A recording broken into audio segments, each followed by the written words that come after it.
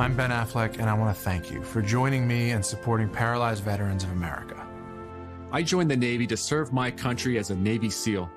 While parachuting with my platoon, my parachute didn't open. I broke my neck. It left me paralyzed. Paralyzed Veterans of America was by my side from that moment on.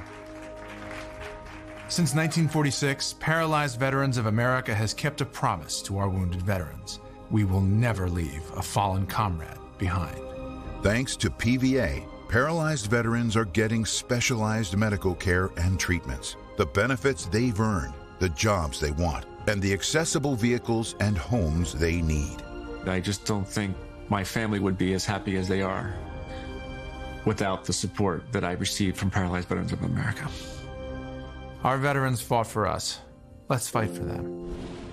To learn more, go to pva.org today.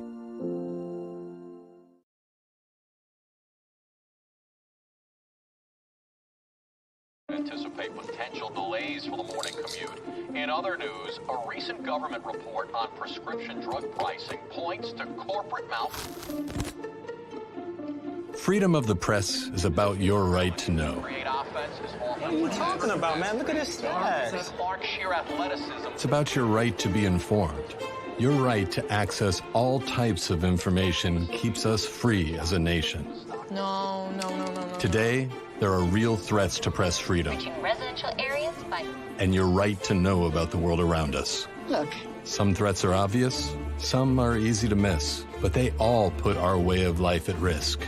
We must defend against all of these threats, no matter what kind of news is important to you. Justified putting American troops in harm's way? That's a great question. We must protect our right to know before it's too late. Understand the threats. ProtectPressFreedom.org.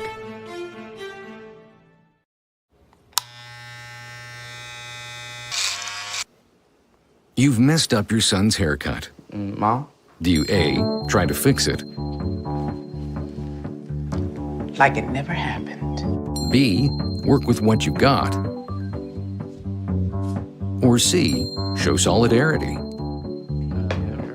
Thank you, baby. As a parent, there are no perfect answers. But you don't have to be perfect to be a perfect parent. Thousands of teens in foster care will love you just the same. Your daughter just had her first breakup. Do you A, put yourself in her shoes? B, console her? Don't worry, sweetie. This is gonna happen a lot. Or C, find her a new boyfriend? Nice, single boys. That was weird. As a parent, there are no perfect answers. But you don't have to be perfect to be a perfect parent. Thousands of teens in foster care will love you just the same. Anticipate potential delays for the morning commute. In other news, a recent government report on prescription drug pricing points to corporate Freedom of the press is about your right to know. What are you talking about, man? Look at this stats. It's about your right to be informed. Your right to access all types of information keeps us free as a nation. No. Today, there are real threats to press freedom. Reaching residential areas by... And your right to know about the world around us. Look. Some threats are obvious, some are easy to miss, but they all put our way of life at risk. We must defend against all of these threats, no matter what kind of news is important to you. Justified putting American troops in harm's way? That's a great question. We must protect our right to know before it's too late. Understand the threats. ProtectPressFreedom.org.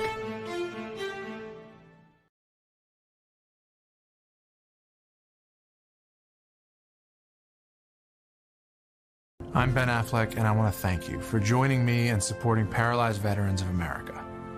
I joined the Navy to serve my country as a Navy SEAL. While parachuting with my platoon, my parachute didn't open. I broke my neck. It left me paralyzed. Paralyzed Veterans of America was by my side from that moment on. Since 1946, Paralyzed Veterans of America has kept a promise to our wounded veterans. We will never leave a fallen comrade behind. Thanks to PVA, paralyzed veterans are getting specialized medical care and treatments, the benefits they've earned, the jobs they want, and the accessible vehicles and homes they need. I just don't think my family would be as happy as they are without the support that I received from Paralyzed Veterans of America. Our veterans fought for us. Let's fight for them. To learn more, go to pva.org today.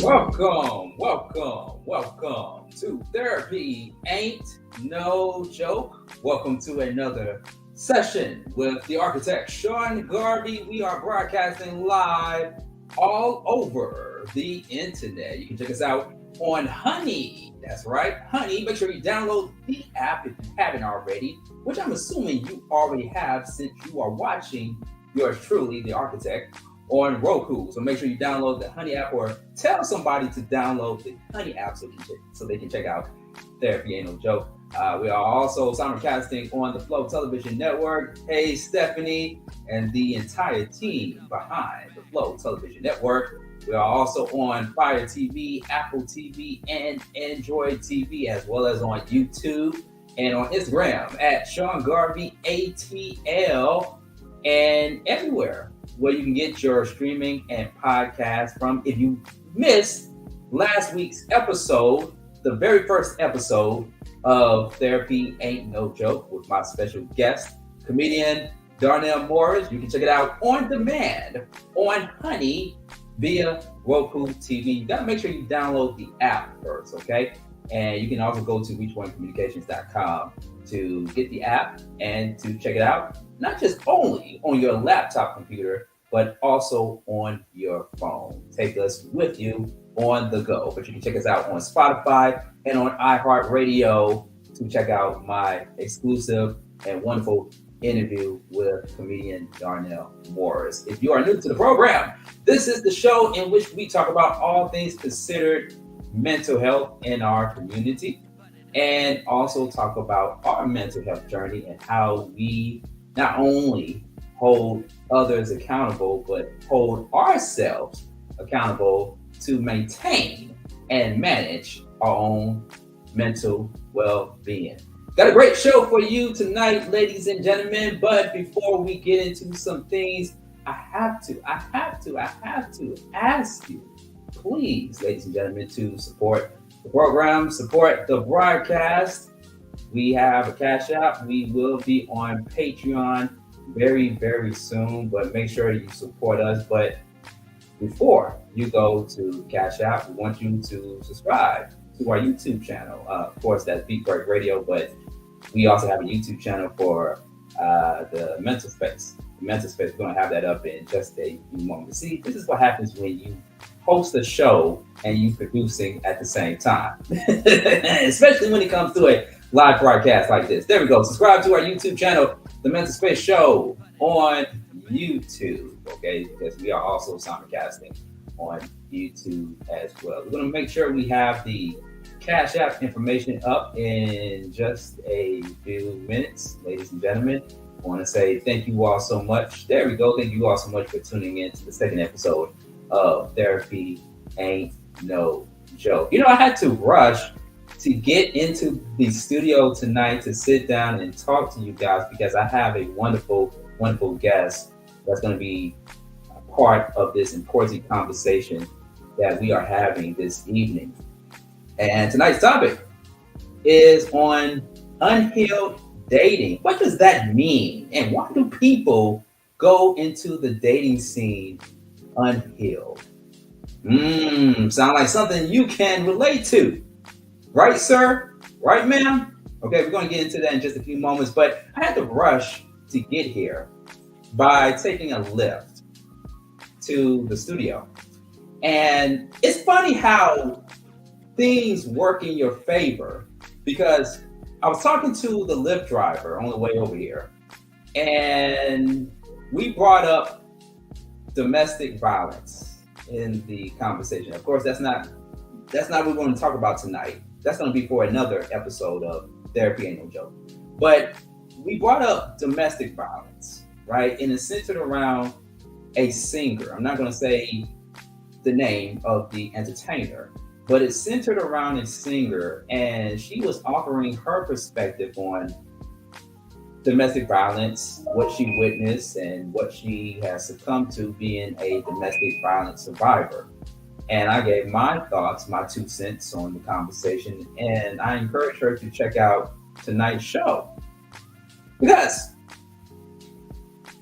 it's a lot of unhealed people out there. Before and after the COVID-19 pandemic. And believe it or not, there are still people who are walking on God's green earth unhealed without going to any type of therapy session. Some of them think they don't have a problem, but they have not really sat down and talked to anybody about that. And that's why the show is called Therapy Ain't No Joke, because it's not. You know, there are going to be times where we will have uncomfortable conversations, including this one tonight on Unhealed Dating.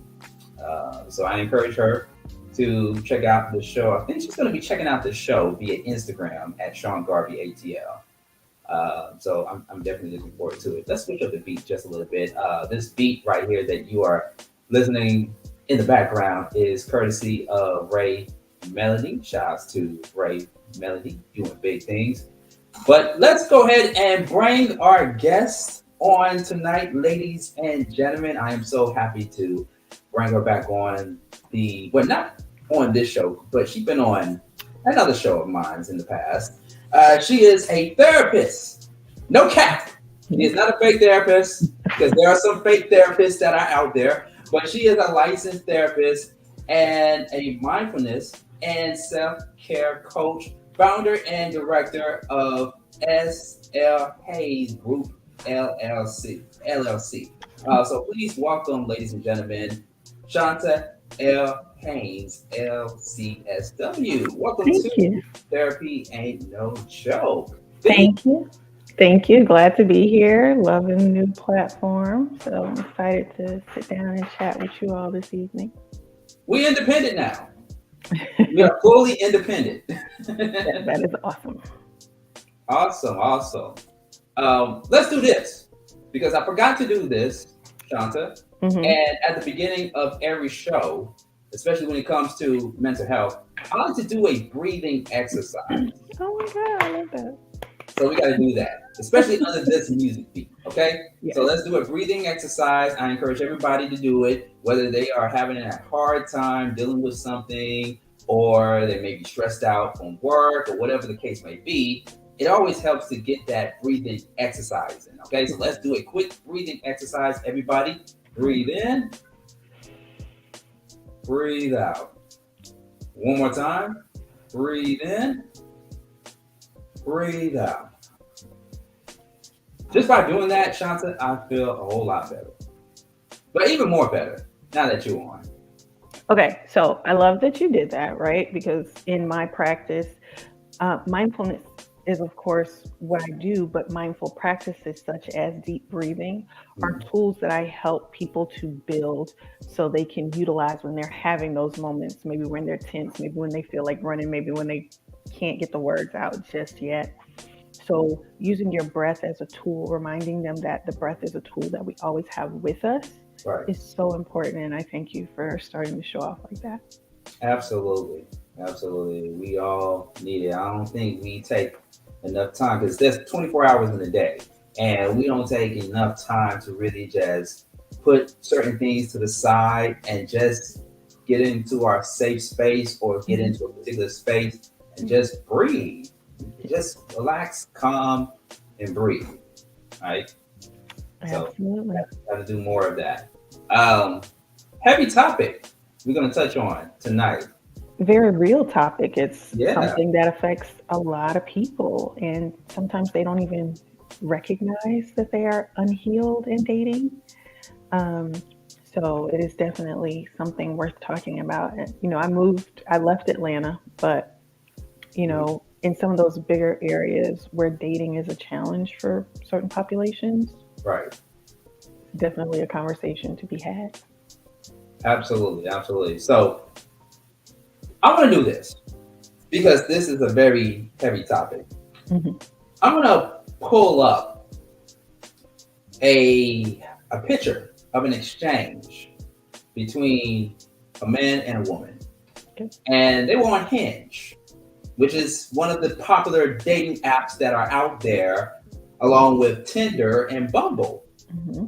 And I'm going to show this picture, and there's another picture that I want to show our audiences, but I'm going to pull this picture up, and hopefully you all can see it here for all of my viewers tuning in. But you can see the exchange here where this man and woman are conversing, Shanta, and I'm just going to kind of somewhat read it word by word, okay? So we don't know the full conversation, okay? But we can only go by what we see in front of us. Mm-hmm. So this person starts off, or actually continues the conversation on by saying, LOL, okay, which one is you in the photo? You in the white or in the black? Both women are beautiful, both you all, I should say. This other person responds back by saying, I want you to go look at all the other photos and use your powers of deduction, I believe, and context clues, and you come back and tell me what you figured out. The other person responds back saying, you in the white, since I'm putting my detective hat on. The other person comes back and says, I have one more tiny request.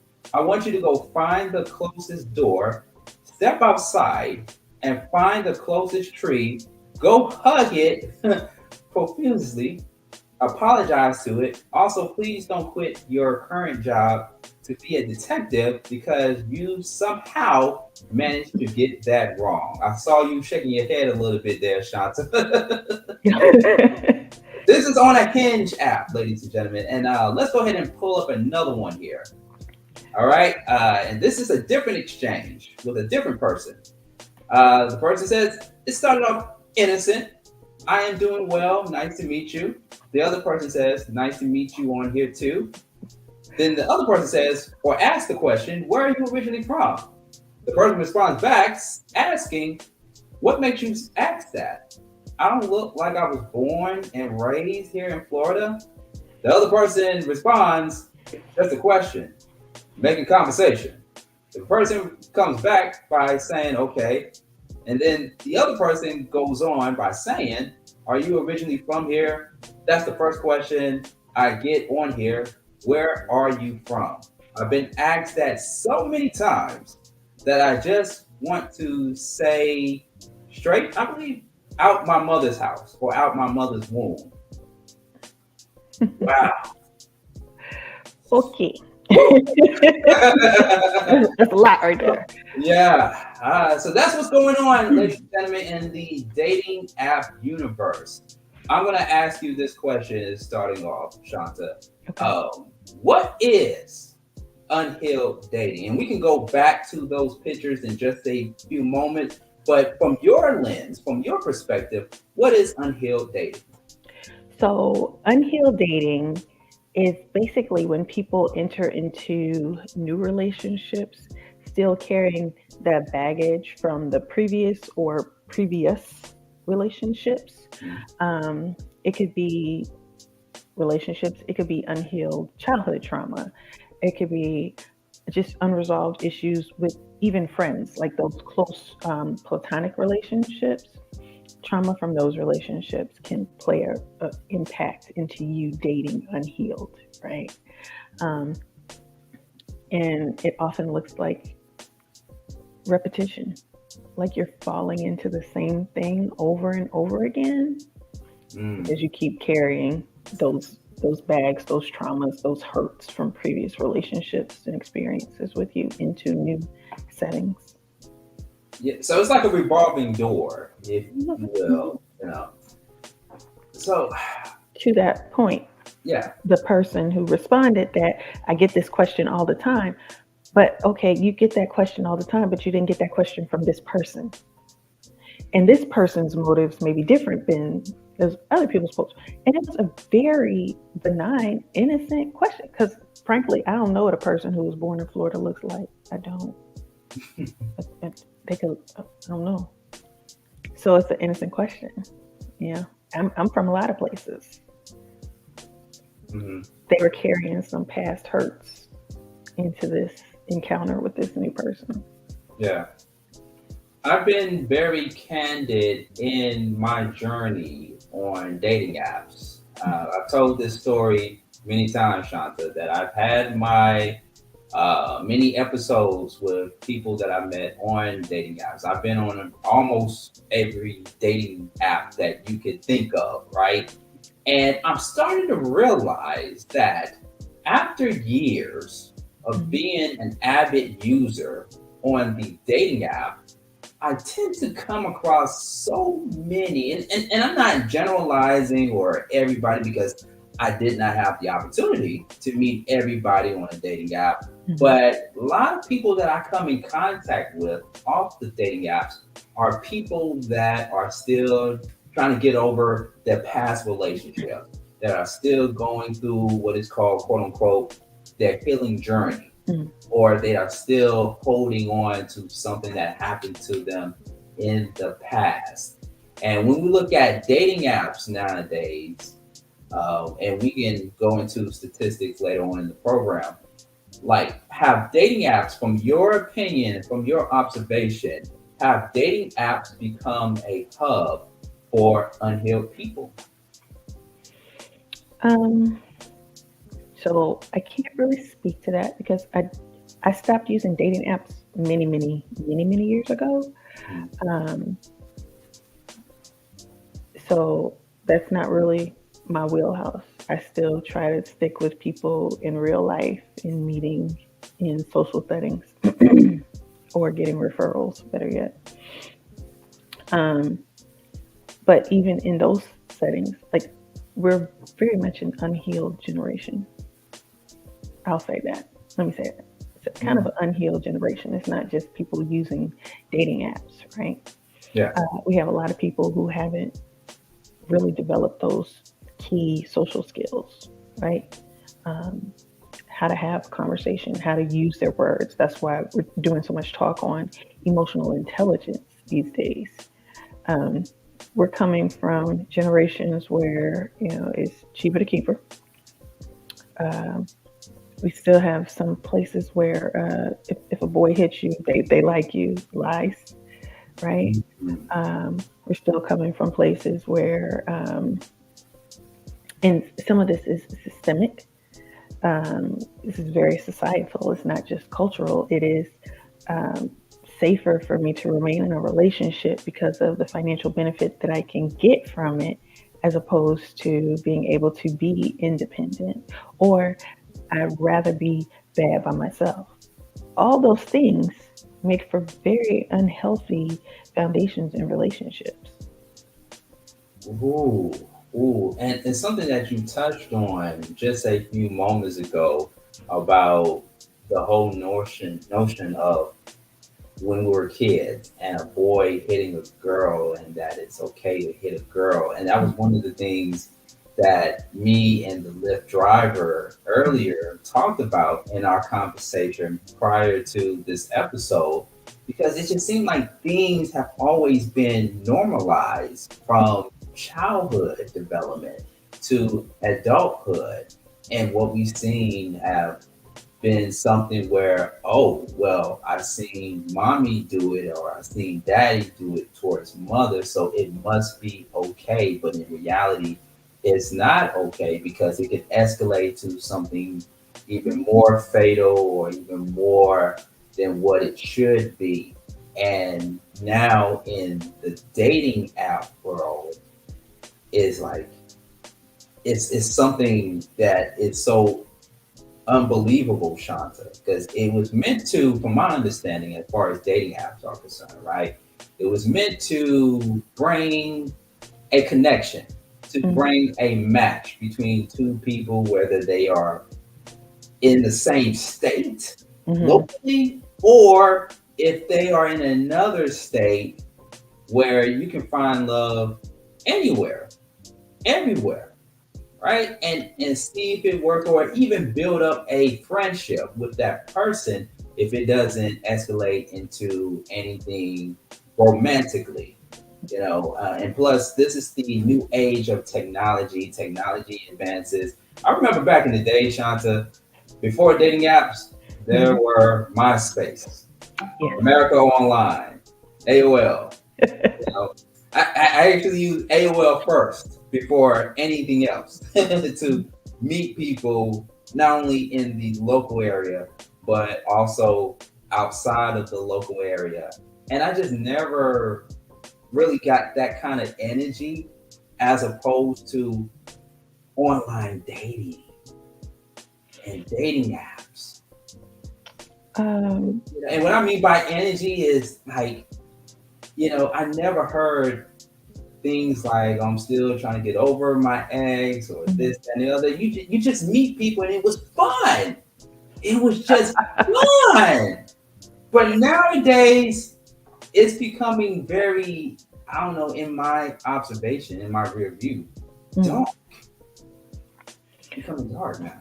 Well, look, think about it. Okay. So many things have changed in culture and society, in the world. Yes, we've broadened our reach with people, because now you can talk to someone that lives in another state, or I think even in another country, right? I think they opened it up worldwide during COVID.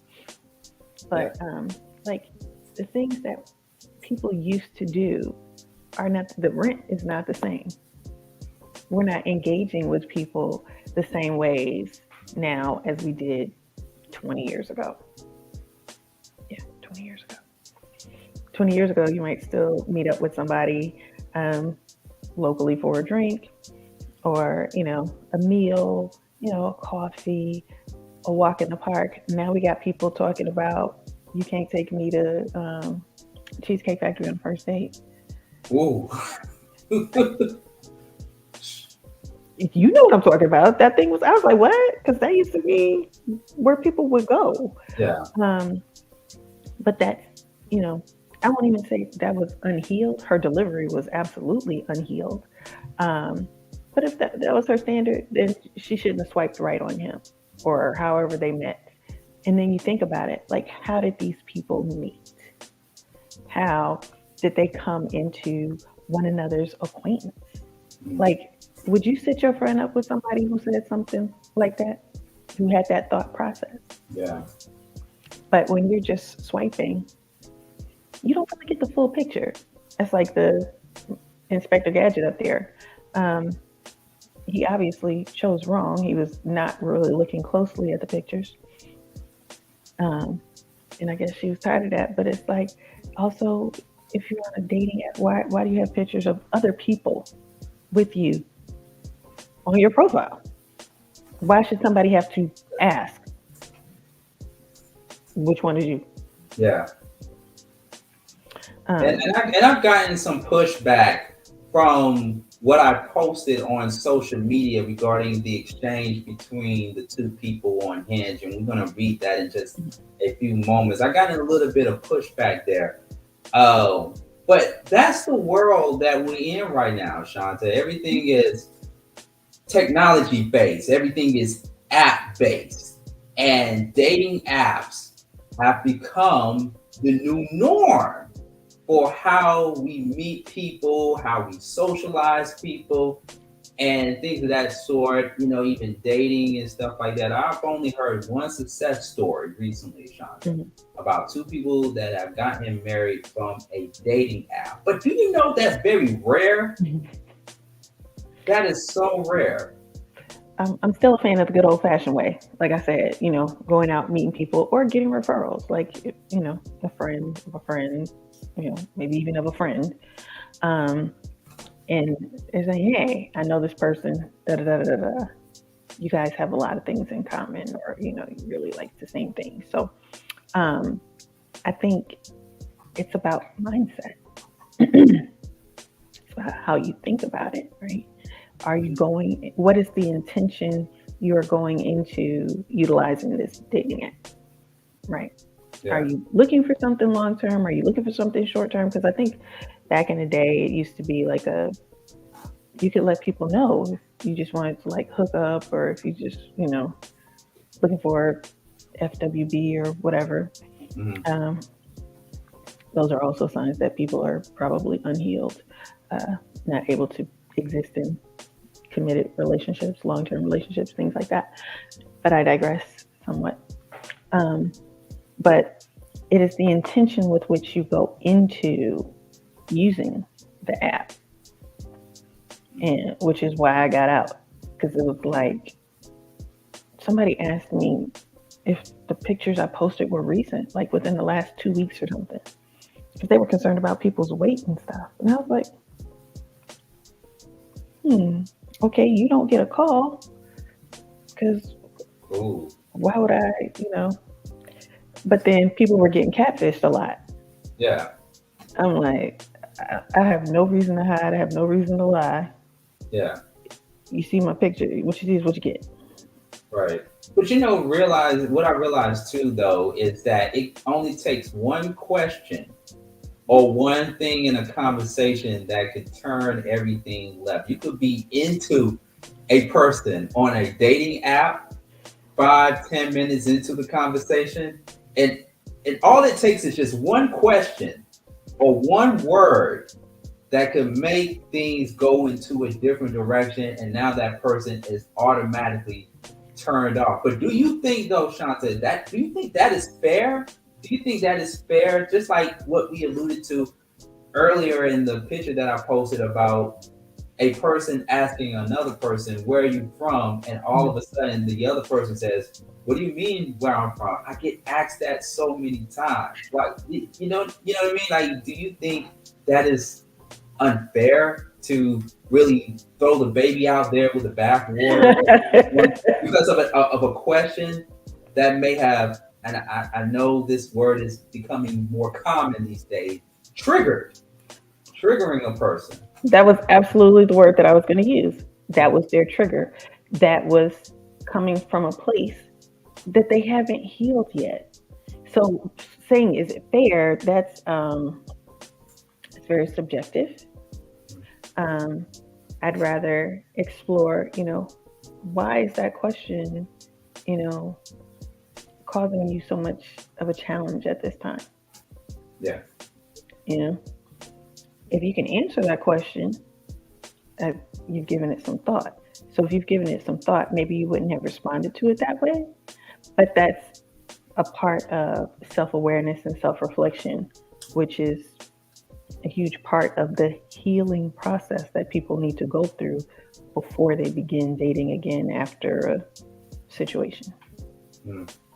For those who are just tuning in to Therapy Ain't No Joke with Sean Garvey, my special guest is Shanta L. Hayes, LCSW therapist and mindfulness and self-care coach, founder and director of SLHayesGroup, LLC. And tonight's topic, we are touching on unhealed dating. Why do people date unhealed? We are at the bottom of the hour. Coming up in the next hour of the program, we are going to be joined by another guest who is experiencing some situationships from the dating scene and from the dating app, and how she has encountered, Shanta and viewers, so many people out there that are unhealed. So I can't wait to hear her testimonial story in just a few moments. That's coming up in the next hour of the program. But I want to read an article or read pieces from an article, Shanta. And according to a survey of U.S. adults conducted by the Pew Research Center in late 2019. 2019, that wasn't too long ago. 48% of young people ages 18 to 29 have used a dating site or app. This use is particularly high for those who identify as lesbian, gay, or bisexual, with 55% of people in the group stating they have looked for potential partners through this method. Also of note, in 2020, online dating platform usage increased, with 31% of respondents to a survey published by the Statista Research Department reporting that they were using online dating services or apps somewhat more than prior to the COVID-19 pandemic. Do you think the pandemic has a lot to do with the number of people going on dating apps, and how did it affect one's mental health? Let's say you. Okay. So first of all, COVID was what we call a collective trauma. It was something that was a global experience. People all over the world experienced the same trauma. Everybody that goes through a trauma does not have the same end result, right? So has it absolutely affected the way we date? Yes. It became commonplace for people to have meetings via Zoom or Skype or Teams or Google Meets or things like that. And because we could not socialize together for quite some time, it became natural to meet up with people online. And this is how we're going to build community and get to know one another. And initially, the statistics from that report you read were talking about the increase in numbers of people in the LGBTQIA community. Mm-hmm. That created safety to a degree, because dating can be extremely challenging for persons in that community, dating in person, in real life. So finding a way to date safely, creating some barriers. And, boundaries can be healthy when dating, because we don't necessarily know what we're going to get. It's very Forrest Gump in this type of situation, right? Yeah. But it opened up, this doorway for lots of people to say, oh, this is a safer way for me to do this. Think about people who are a little more introverted and don't necessarily want to go out, right? Yeah. Think about people who are just like, you know what? I hadn't had it. I'm going to try this. So that gave them another outlet, another tool to try to date, right? Mm-hmm. So just put that in your toolbox. But COVID absolutely increased that chance, that probability, because prior to that, it was still, let's go out into the world. Let's do this. Let's, really be social together. And then the world shut down. And the only way we had to be together was like this. You imagine how much anxiety came out of that. I remember I was in a relationship, Shanta. I was in a relationship, and it went into a different direction where both of us departed ways. Mm-hmm. And you can just only imagine how much of an impact that made to my mental health of being months away from seeing this person. Like, I have not seen this person in person in X amount of months during the pandemic. And this same person, Shanta, was somebody that I met off of a dating app. So that's bananas. Think about it. Okay. So COVID didn't just change the way we dated via dating apps. It changed the way we looked at life in general. If you are being really honest, COVID affected a lot of marriages. It affected a lot of friendships. Who's checking in on who? Are you really picking up what I need you to? Are you giving what I need you to? Am I able to give what you need. You know, COVID actually allowed some time for some self-reflection because we had that time to sit down like we hadn't had before. So, yes, people are like, wait a minute, we've been together all this time, but I'm just now seeing you for who you are, or I'm just seeing myself. And that definitely has an impact. And yes, anxiety did go up significantly. I was working with children at the time. There was a 100% increase in the number of cases of anxiety we were seeing in elementary age school children, right? And if children are anxious, their parents are probably anxious, right? Because they're going to feed off of one another in one way or the other. Because you see your child is anxious, you're anxious. Your child is probably anxious because they have feelings of insecurity for whatever reason, emotional, physical, food. They could be feeling those different types of insecurities, and that's why they're anxious. But parents, maybe this home wasn't safe for me, but I could go out and work during the day.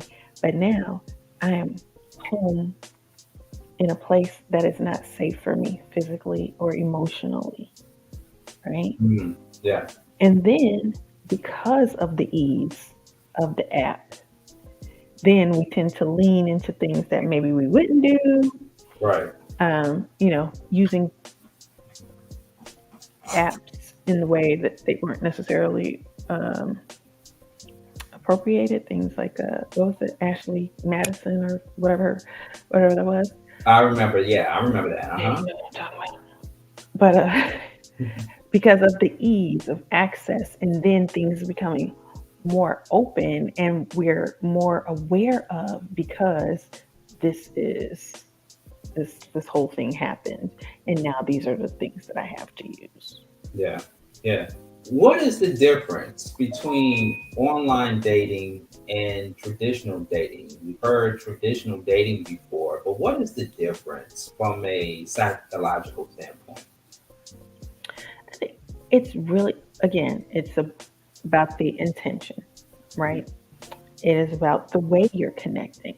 Because think about this, I can sit up and I can carefully curate or craft a text message to a person that I have met online. Remember back in the day, all we had was the phone.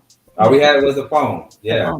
So you had to be good. You had to be on it. Your conversation had to be on point. There was no silence. Right. So now we have these walls, these barriers that we can, hold between us. We want to leave people on red. We don't want to, peter out on people or whatever. But your communication not necessarily have to be as strong if you're, kind of learning someone online.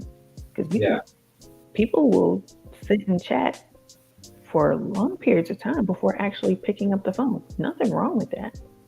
But when you're meeting someone face to face, it's game on. That emotional intelligence has to be there. That communication has to be there. And you said, you may ask the question and you may get this response like within the first few minutes. Those first few minutes may be the thing to save you,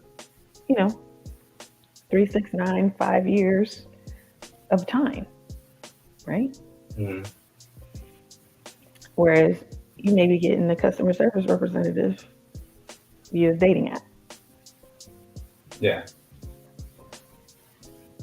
The world has changed.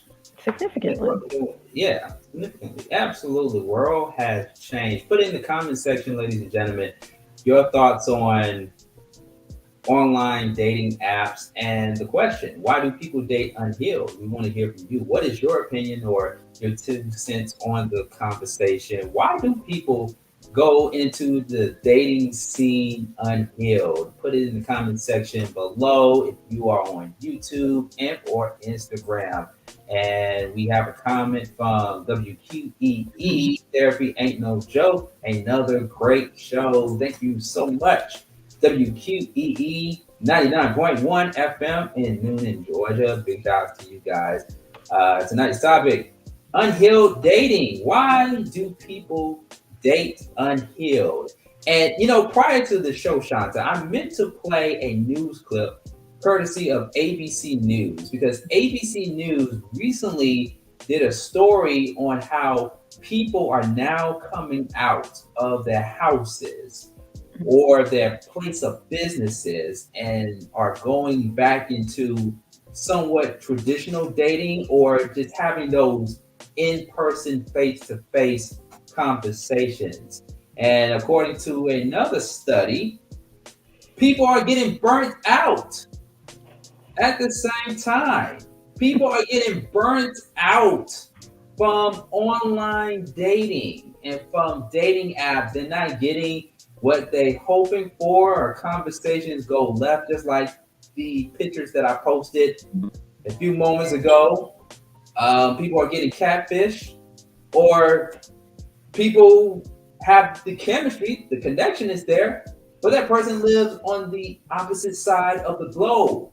Yeah. So, you know, and there's so many to choose from, so many options. But let's say you know, especially for mental health, people are getting burnt out. When I hear people saying they're getting burnt out, you talk about anxiety, you talk about depression, those sort of things. So from a therapist standpoint, why do you think people are getting burnt out besides what I just said? Okay, so yeah, getting back to the unhealed part of it. People are,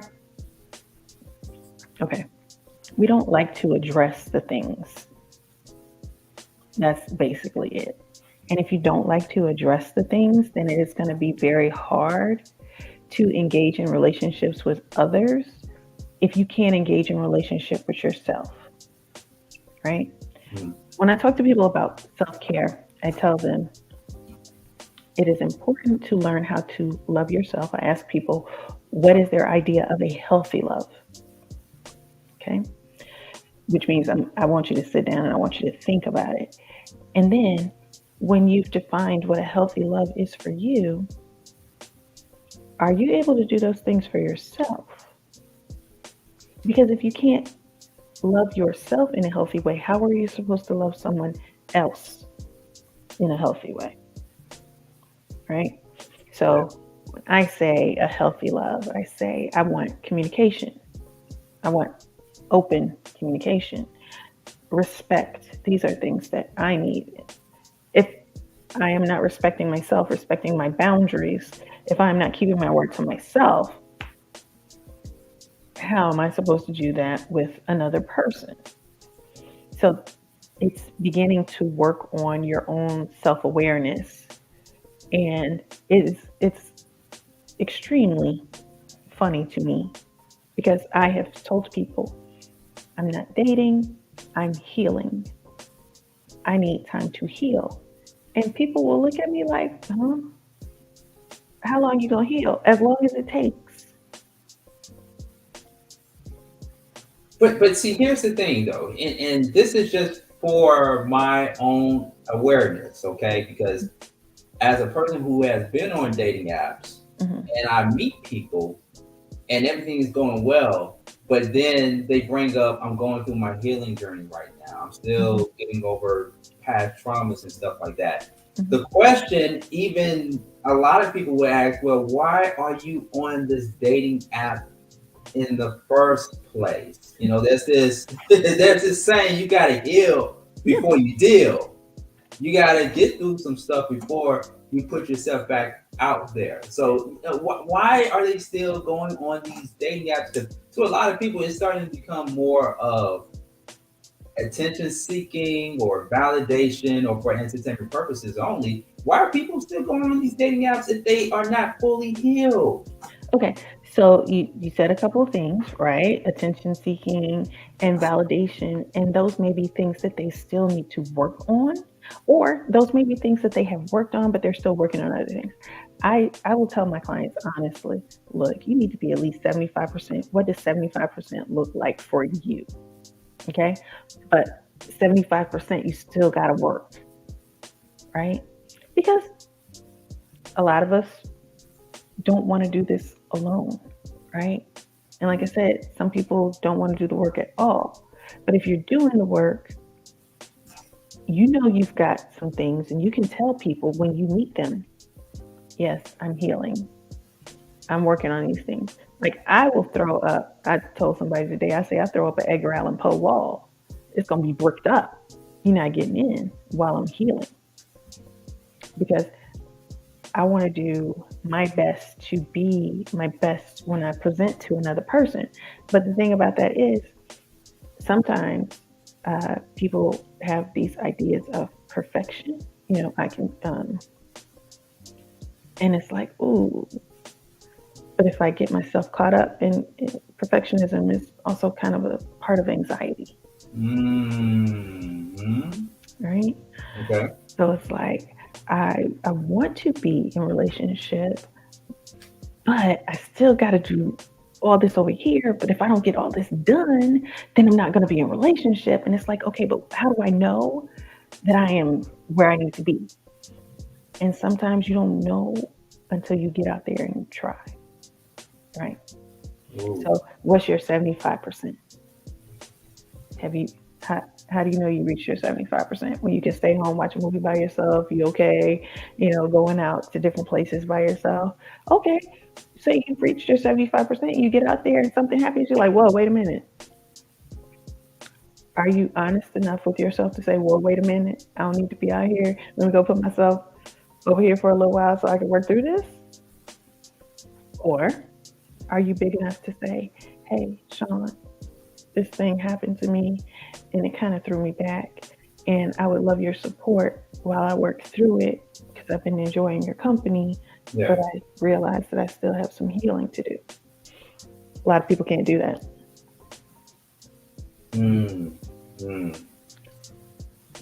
Yeah. That's because we don't want to deal with that stuff. You know, that's why Erica said, bag lady, you're going to hurt yourself dragging all them bags like that. All that stuff. And like I said, it's not just from relationships, because stuff could be from your childhood. You're carrying from a life and you didn't know that that's what it was because you hadn't done the work. Yeah.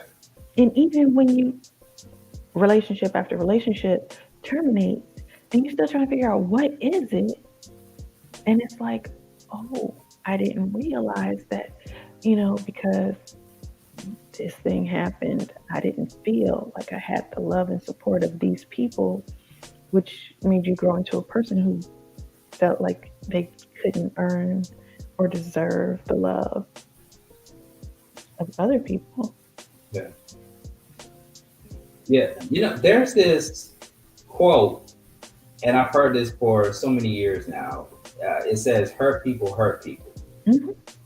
And have you ever been in a situation where you go in with good intentions, and you go in with the intention of being serious with somebody, settling down with somebody, and that person comes in thinking that they're ready to settle, that they are ready to get married or to just be with one person, but they're really not mentally. They still gotta go through some stuff. They still need to sit down and talk to a therapist or whatever form of therapy is that to them. You know, both parties are not on the same page. So as a person, we're going to go to break in just a few moments, but as a person who comes in contact with somebody and I like them, I like who they are, their personality and their conversation, but they just not ready to be in a relationship with me. They're not ready to date me. You know, what do a person like myself, a single person, say to them? Like, how can I be a support system? Or, you know, what advice can you give to that other person? Okay. So one, this is not your responsibility to fix. This is not something that you can do because you cannot do the work for them, right? You have to be supportive if you choose, right? If they will allow you to, because sometimes the other partner will not allow you to be a support. Okay. It is very important that you don't internalize those feelings of their challenges and make that something that's defective or wrong with you. Like,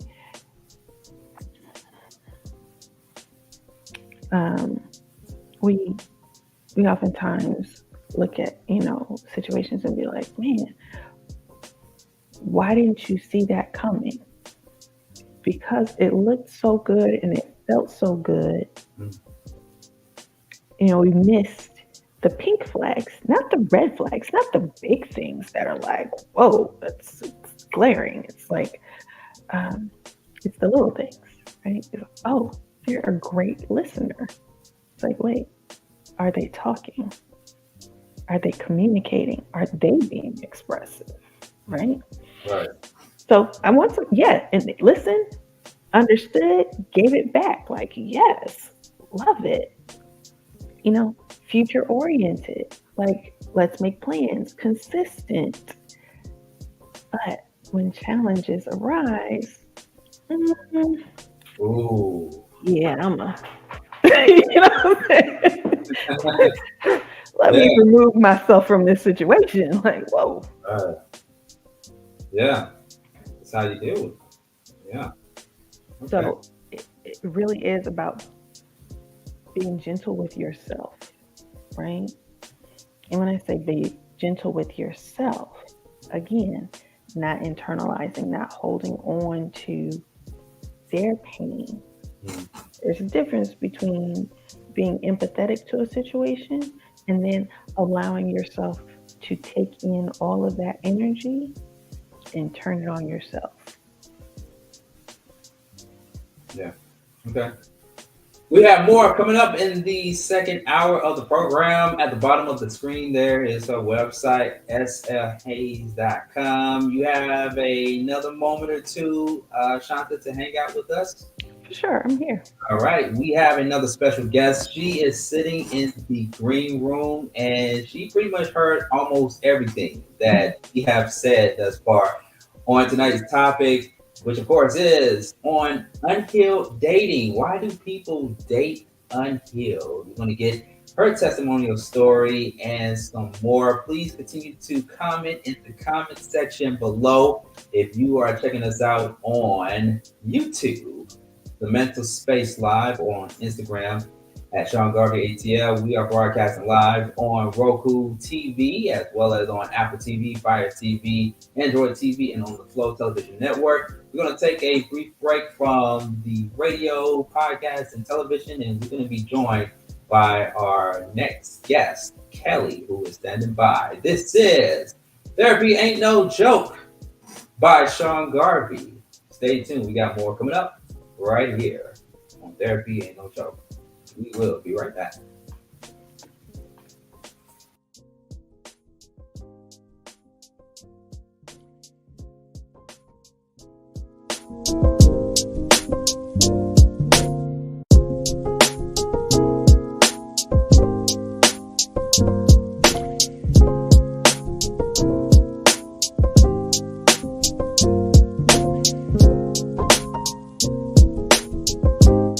I'm Ben Affleck, and I want to thank you for joining me and supporting Paralyzed Veterans of America.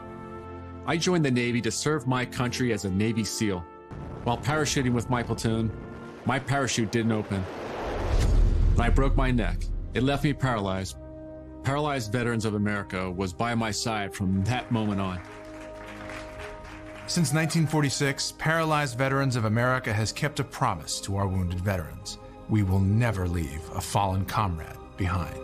Thanks to PVA, paralyzed veterans are getting specialized medical care and treatments, the benefits they've earned, the jobs they want, and the accessible vehicles and homes they need. I just don't think my family would be as happy as they are without the support that I received from Paralyzed Veterans of America. Our veterans fought for us. Let's fight for them. To learn more, go to pva.org today.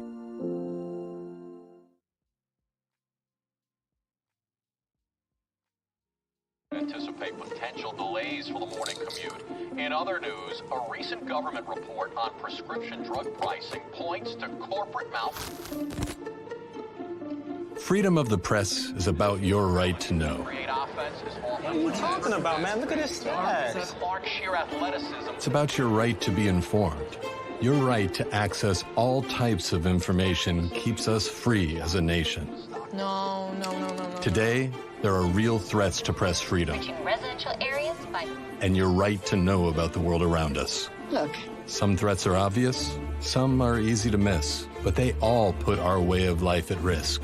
We must defend against all of these threats, no matter what kind of news is important to you. Justified putting American troops in harm's way. That's a great question.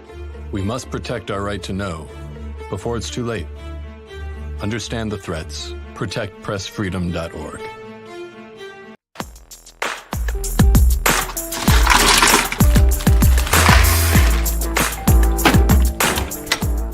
Thank you.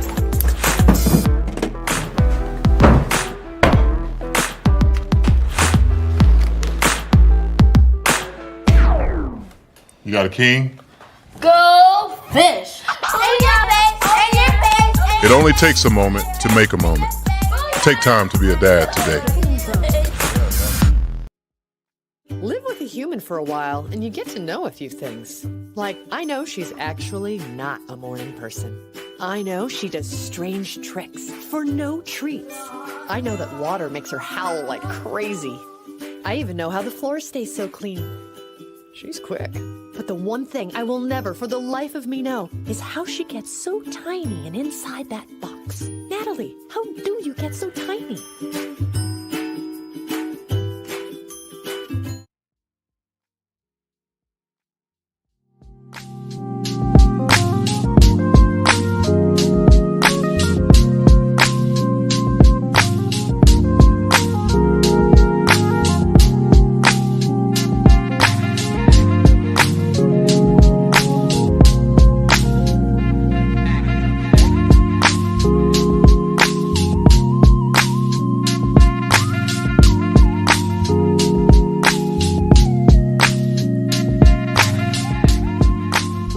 And we're back. Welcome back to the second episode of Therapy Ain't No Joke.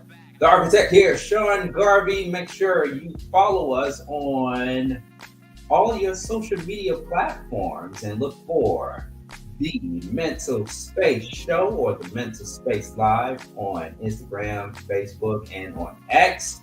Also, we are streaming live on your internet and on your streaming device, YouTube, as well as on Honey via Roku TV, the Flow Television Network, Apple TV, Fire TV, Android TV, wherever you get your streaming from. And I got some exclusive news, ladies and gentlemen. We are going to be simulcasting all of our content on Amazon Prime in the next few days. I am so happy about the major upgrades that we are doing here at Reach One Communications and on Honey. And we also have a new staff, ladies and gentlemen. We have 6 people on our staffing team that are going to help take Honey and Reach One Communications to the next level. That's what I'm talking about. That's what happens when you're the architect and you're building things from the ground up. That's how we do it here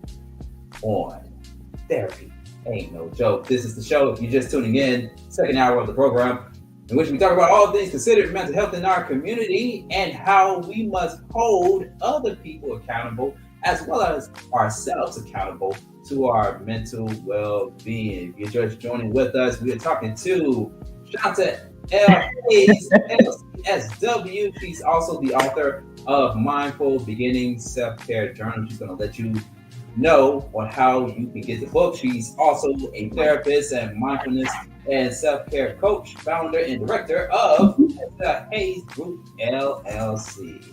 And also joining with us live right here on Therapy Ain't No Joke is Kellie, ladies and gentlemen. Kellie, who has been surfing in the dating app universe herself. You're muted, Kellie, so you can go ahead and take yourself off mute. That would be great.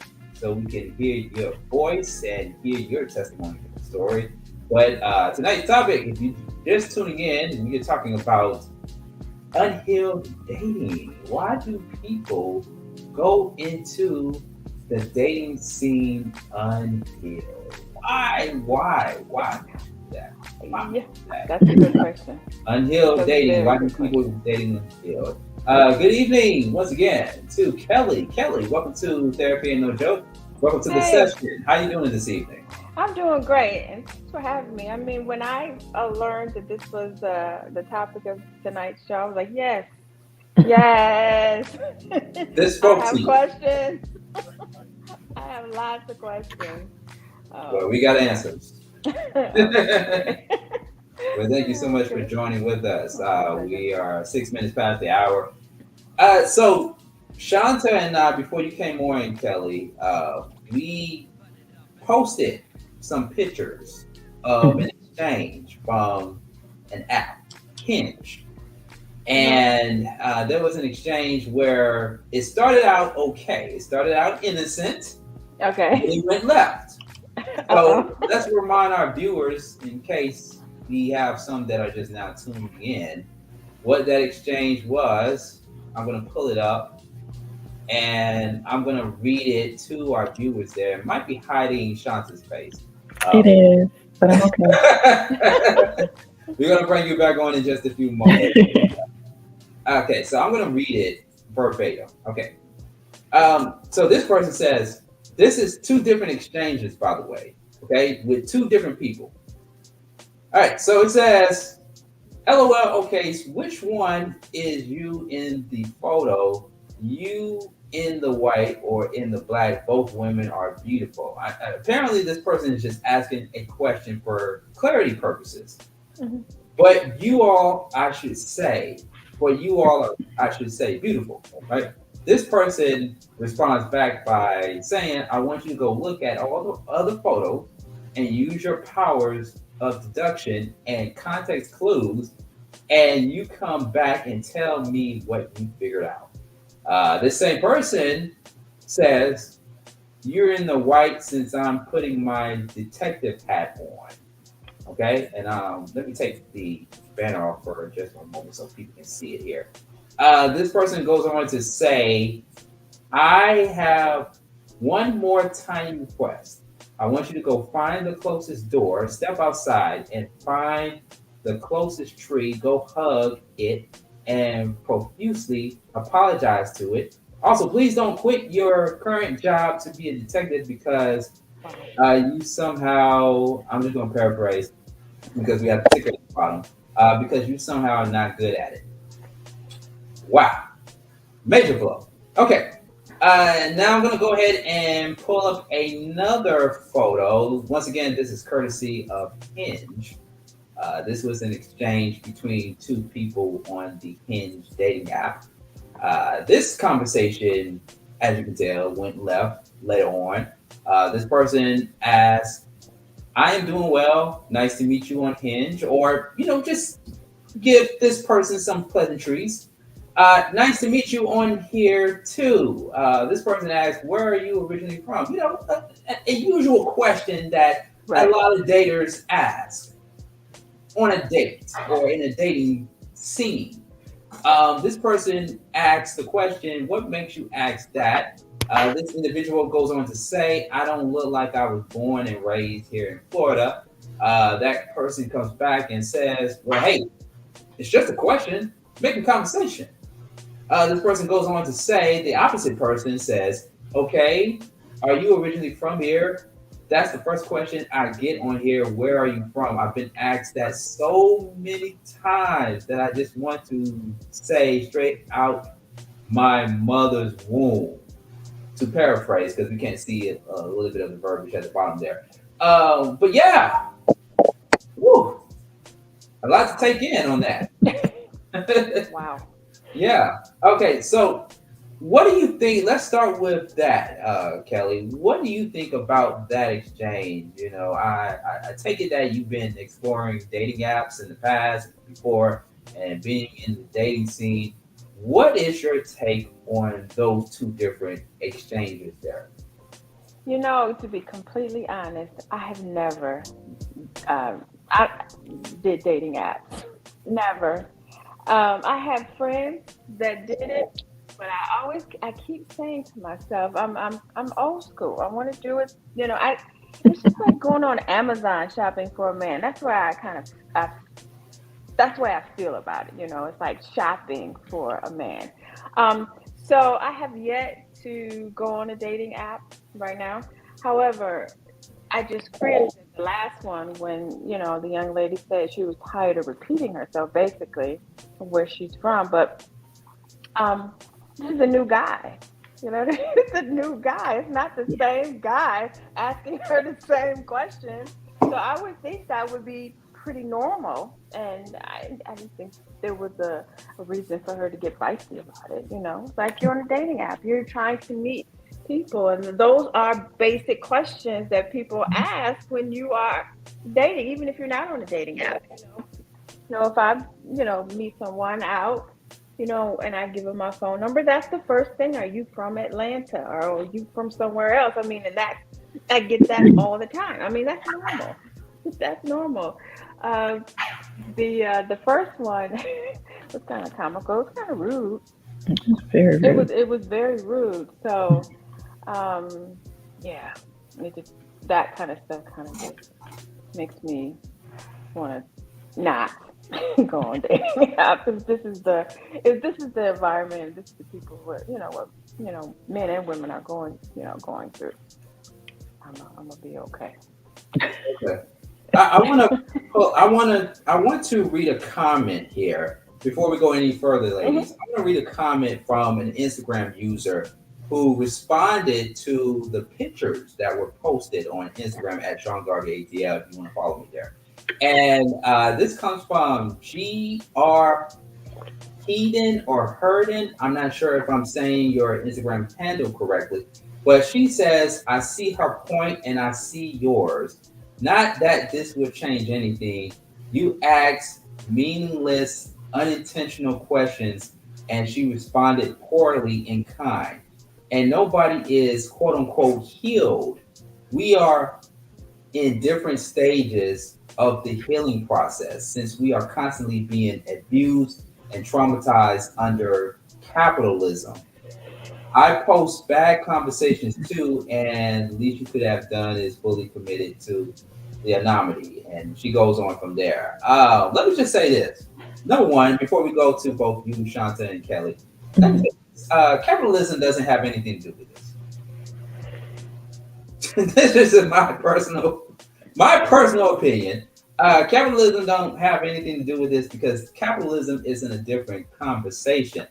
Because you can be poor, you can be broke, and still be with somebody that you like, that you love, or still have some interest in somebody and build with somebody.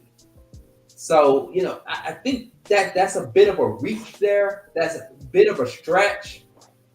But as far as that exchange right there, let's go over to you, Shanta. What did you think about that comment from that Instagram user? Do you agree or disagree? So I would say that maybe their response came from a place of hurt as well. Because so Inspector Gadget, and that's what I'm calling him, Inspector Gadget. Obviously, you know, maybe he didn't look through the pictures as thoroughly as, you know, she would, because obviously there was something there to say, okay, one of these kids is doing their own thing and this one is not like the other. So maybe possibly, but her response was still, ooh, as Kelly said, spicy. It was super spicy. That was like that extra spicy response. It wasn't necessary. You know what I'm saying? But again, that goes back to the point of, if you're on the profile, don't have all your friends on there either. Like, it's supposed to be showcasing you. This is your profile. Okay. Right. I shouldn't have to figure out if that's you or your brother. You know what I'm saying? It's like, oh, okay, well, wait. Because he's in 5 out of the 6 pictures. So maybe. Like, I'm not trying to play those games, which is, again, why I'm also not on these apps. And then with regard to the other, where do I look like I'm from? Well, obviously, I would like to know, which is why I asked. Exactly.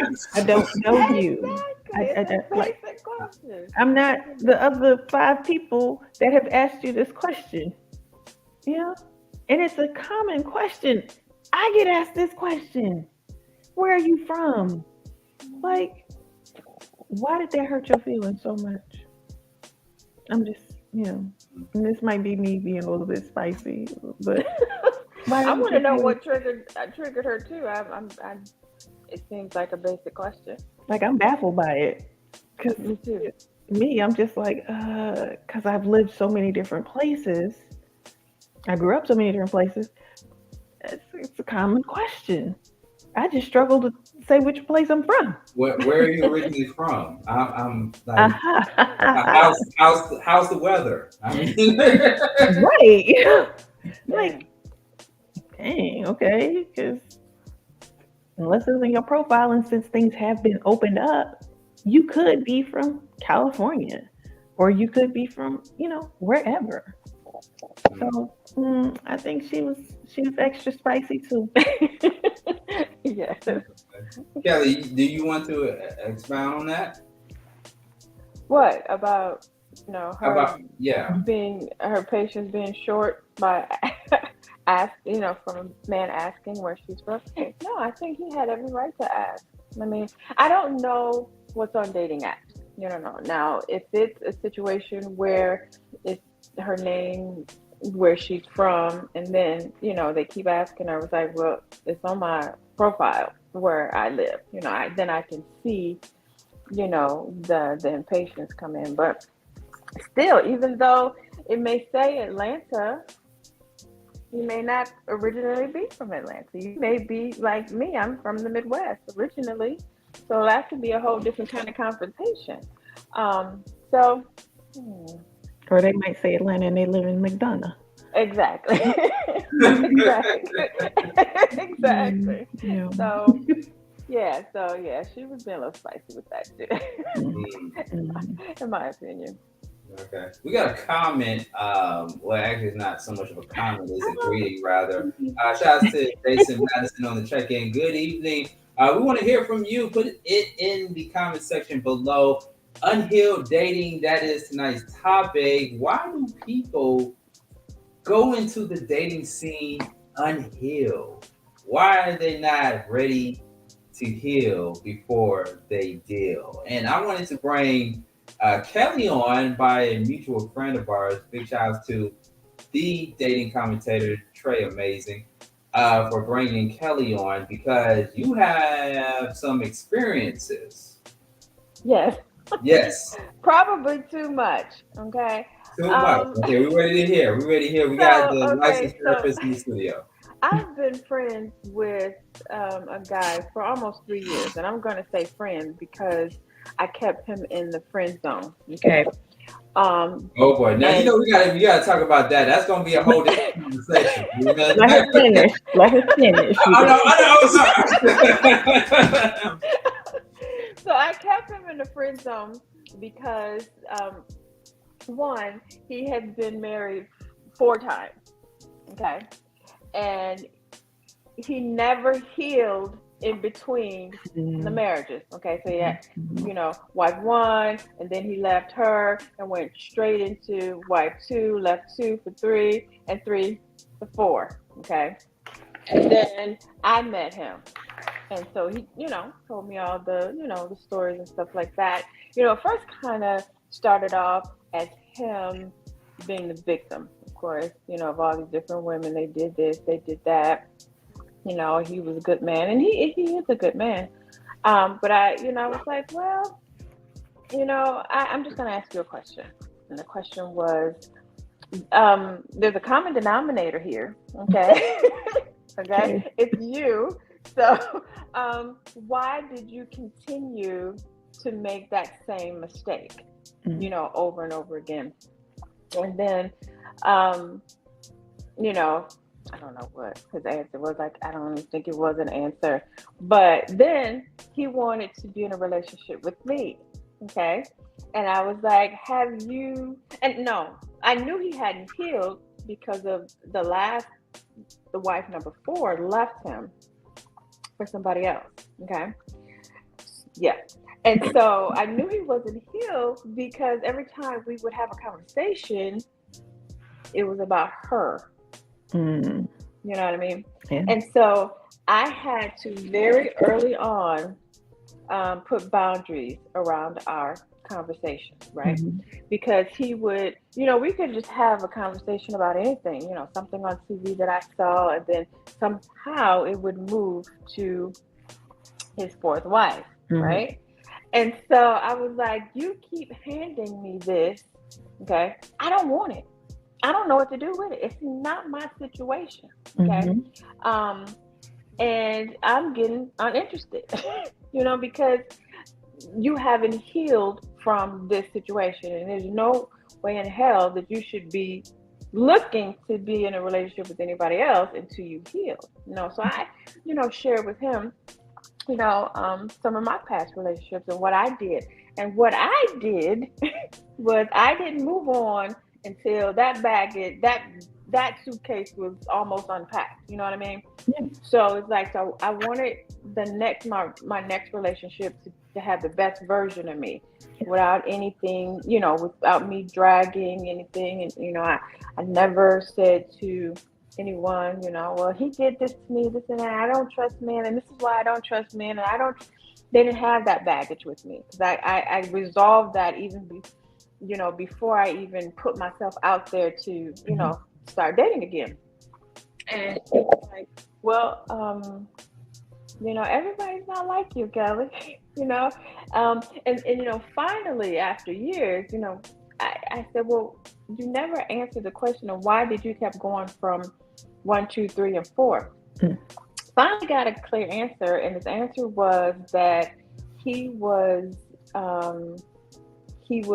drinking and doing drugs. So he thought that if he needed someone, because if he was in a relationship, in a marriage, he couldn't do it. Okay, because he had he had responsibilities. So, and I said, well, how did that work out?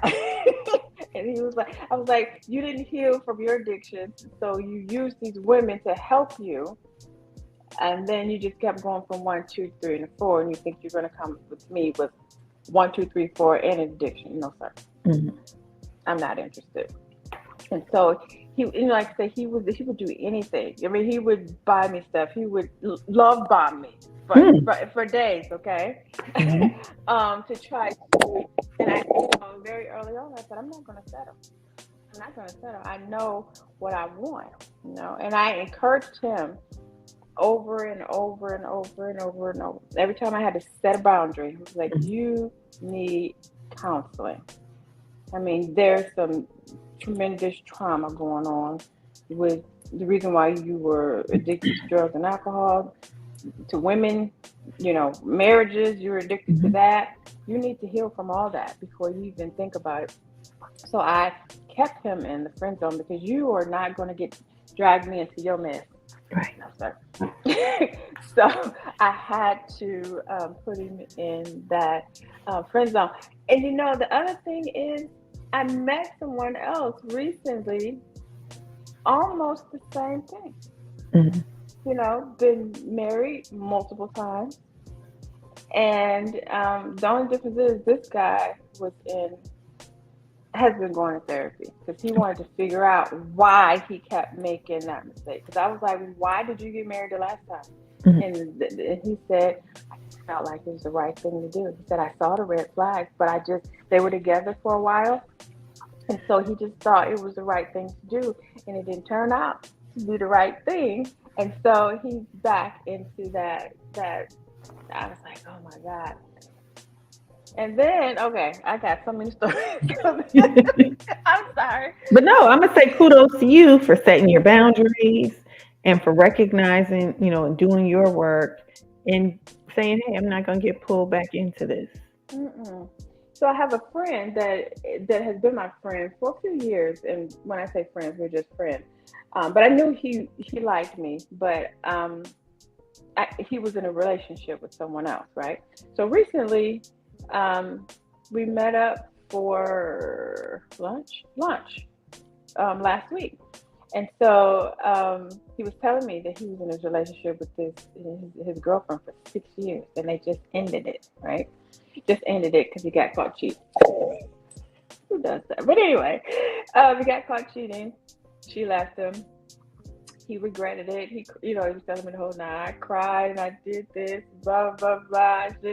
And I'm just, dying laughing. I was like, that's what you get. You know what I mean? You had a good woman. He admitted she was a great woman. She was great. And now he's just seeing, it's like once we're gone, they see, they had a good one and they messed it up. And so that's where he was.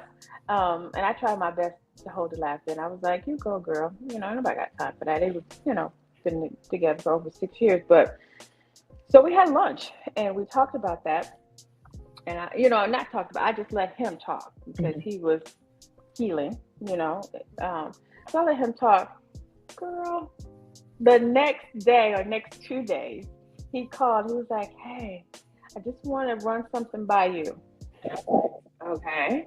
And he said, if I ever needed somebody to talk to, or if I just needed somebody to just be with me, not in the, sexual way or anything, if I just wanted to go out and have dinner with you, And I'm like, so you want me to be the rebound? Because that's what it sounded like, or it sounded like I was part of his healing process, And I was like, I'm feeling some kind of way because I don't want to be used that way. You know what I mean? Because that's the way I feel. But and that's you're the expert, so you tell me. I was like, and that is a legitimate feeling because we do have, I call them energy vampires, right? They're people that will use your energy. So we know these people have been going from relationship to relationship. They need something from these people. They're getting this support. And it's like, yes, I can be your friend, but I tell my people all the time, manage your bandwidth. You go to the airport, you can get a limited amount of time on their Wi-Fi network before you're like, you gotta go. Right. So we have to be mindful of our bandwidth when we are engaging with people, especially people that are unhealed, because that can take a lot of energy from us. And that can put us back in those places that we've worked very hard to come out of. So, be mindful that you absolutely have the right to say, no, that's not the kind of relationship I want to have. That's not the way I want to engage with you. I don't have that. Or you can set the boundary. You can set the limit. You can say, this is what my bandwidth is. Right. I just found it strange, and it, to me, again, it just felt like another man, not wanting to heal by themselves. Because sometimes you have to isolate yourself. You got to sit in that mess and be uncomfortable with it, and and do all the work. And not use another person's energy, like you said, to try to help you get over that. I don't want that. Because I would never do that to anybody. I isolate myself, and I'm like, okay, let me do this. And if I met people during that process, I was very honest with them. I was like, look, I just got out of a bad relationship. I'm not ready. I legitimately say I am healing. That's what I tell them. I'm healing. Yeah. So so I've been through that. Like I said, the friend that I had for 3 years, it was a little bit more intense because one time it got really ugly, and I don't even know how it started. I think, he thought that no matter what he, by what he was doing, I was going to change. He was really trying to change me with the, the love bombing and stuff like that. I'm a female. I'm going to take it. I'm going to tell you no, but if you insist, okay, I'm going to take it. Okay, I'm just. Let me be real with you, okay? Okay. But this particular time, I can't remember what started it, but it ended up really bad because he's like, I do this and I do that, and I was like, I told you what I wasn't going to do, what I wanted, okay? And so he couldn't understand that, and so he had been drinking again, and he just blew up on me, okay? And I don't even know if I could say half the stuff that he said, but basically he said, all you want is D and money, okay? And I didn't. Well, yeah. I mean, come on. What's wrong with that? I'm just trying to figure out what's wrong with that. But anyway, and he started going on. It was like, you. That's how it started.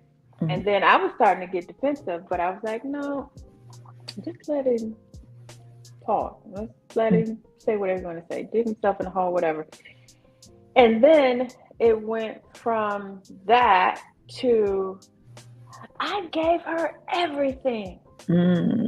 I gave her everything. And I could hear him just like knocking stuff over on his desk. I gave her anything. She had 3 kids and I took care of those kids and I did. And I went, oh, this ain't about me. This ain't about me.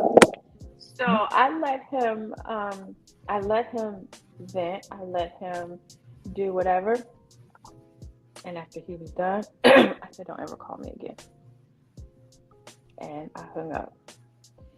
And he didn't listen. He was calling, but I didn't answer. Because I just thought that was, very unfair for him to unload on me on something that that was meant for her. Okay, it was meant for her. And I was like, you know what? Everything that you said to me, you need to go and say it to her. Okay. And the thing is complicated because I told you she had left him for another man. She left him, and then she had been drinking too. She got behind the wheel of a car, had an accident, and now she was in a really bad accident, and she's in a facility where she has to be taken care of. She has some kind of brain injury, and so they're still legally married. He didn't, but he hasn't had any contact with her. And I said, and that's when I said, well, everything that you said to me, you need to go to that facility and say to her. He's like, I can't do her like that. I was like, she's not going to remember what you said anyway. Okay. Because she's in, and, she has a brain injury. She may not even understand what you're saying. But at least you got it out. I mean, you don't have to go over there cussing at her like you was doing me. But you need to direct that to the person who caused that, because it wasn't me. And so I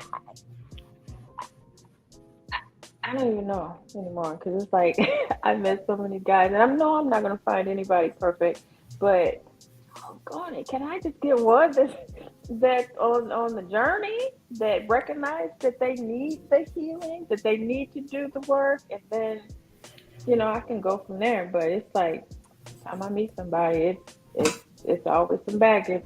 Okay, so I gotta come in. Okay.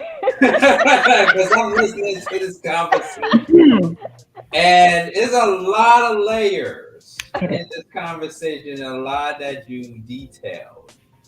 So my question: are you still actively involved in the dating app community? Are you still actively involved? In the what? She's never been in the dating app. Never been. No, okay, not in the dating app. Okay, never been. Okay. No. Is that something that you're gonna pursue, or you want to pursue, or do you still want to go about how you've been going about it?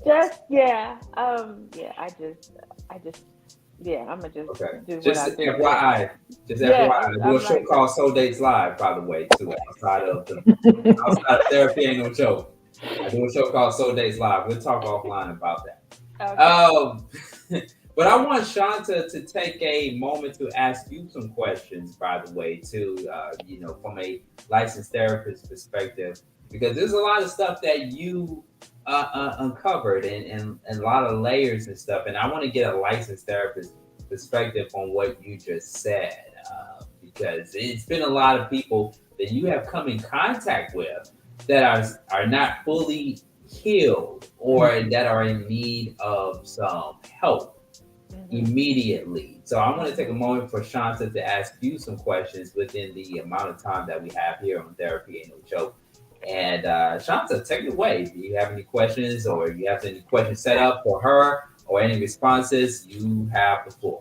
I definitely have some responses, and I also want us to get to the question that's in the chat. But before we do, Kellie, I wanted to again give you kudos for setting and enforcing your boundary.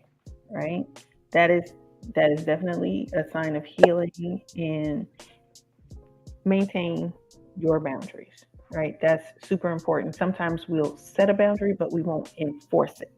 Right. And thereby allowing people to keep coming back and doing those things, right? But the behavior that you reported, that was a huge expression of a lack of emotional intelligence, right? Because he was projecting onto you. First it was deflection, and then we realized it's projecting. He's projecting his feelings onto you based on things that, yes, he should have communicated to her. And even when he said, I can't tell her she's, in this condition, it's like, but wait a minute, that's not for me either. So exactly. Good job setting the boundaries and not accepting what's not yours. Because that's the other thing we have to be very careful of. Accepting what is not for us. Right? So, you recognize, okay, this is not about me. You were supportive. You did allow them to vent, but you don't have to let them keep, giving it to me. I was like, I don't want this. I don't. This has absolutely nothing to do with me. Nothing. Absolutely to do with me. I can be an ear and I can, listen, but it, I had to start setting boundaries because it became repetitive. It was the same thing over. I was like, listen, I'm not a counselor. I'm not and I've always said I don't want to be anybody's preacher, teacher. I don't want to be your counselor. I want you to have all those things taken care of. I am a counselor, but I don't want to counsel the person I'm in a relationship with, okay? Exactly. When you are meeting people, where are you meeting them? Are you meeting them in the same environment? Like, are you meeting people in different places, different resources? Yeah. It's funny because I meet people everywhere. It could be at the grocery store. I meet a lot of people at the grocery store for some reason at Publix. I don't know why people meet at Publix. I have, met people just being neighbor, and then the other one would be on social media, either on someone has DM'd me in Facebook or Instagram or something like that. And so those three places, basically, it's always different places. Got a good mix.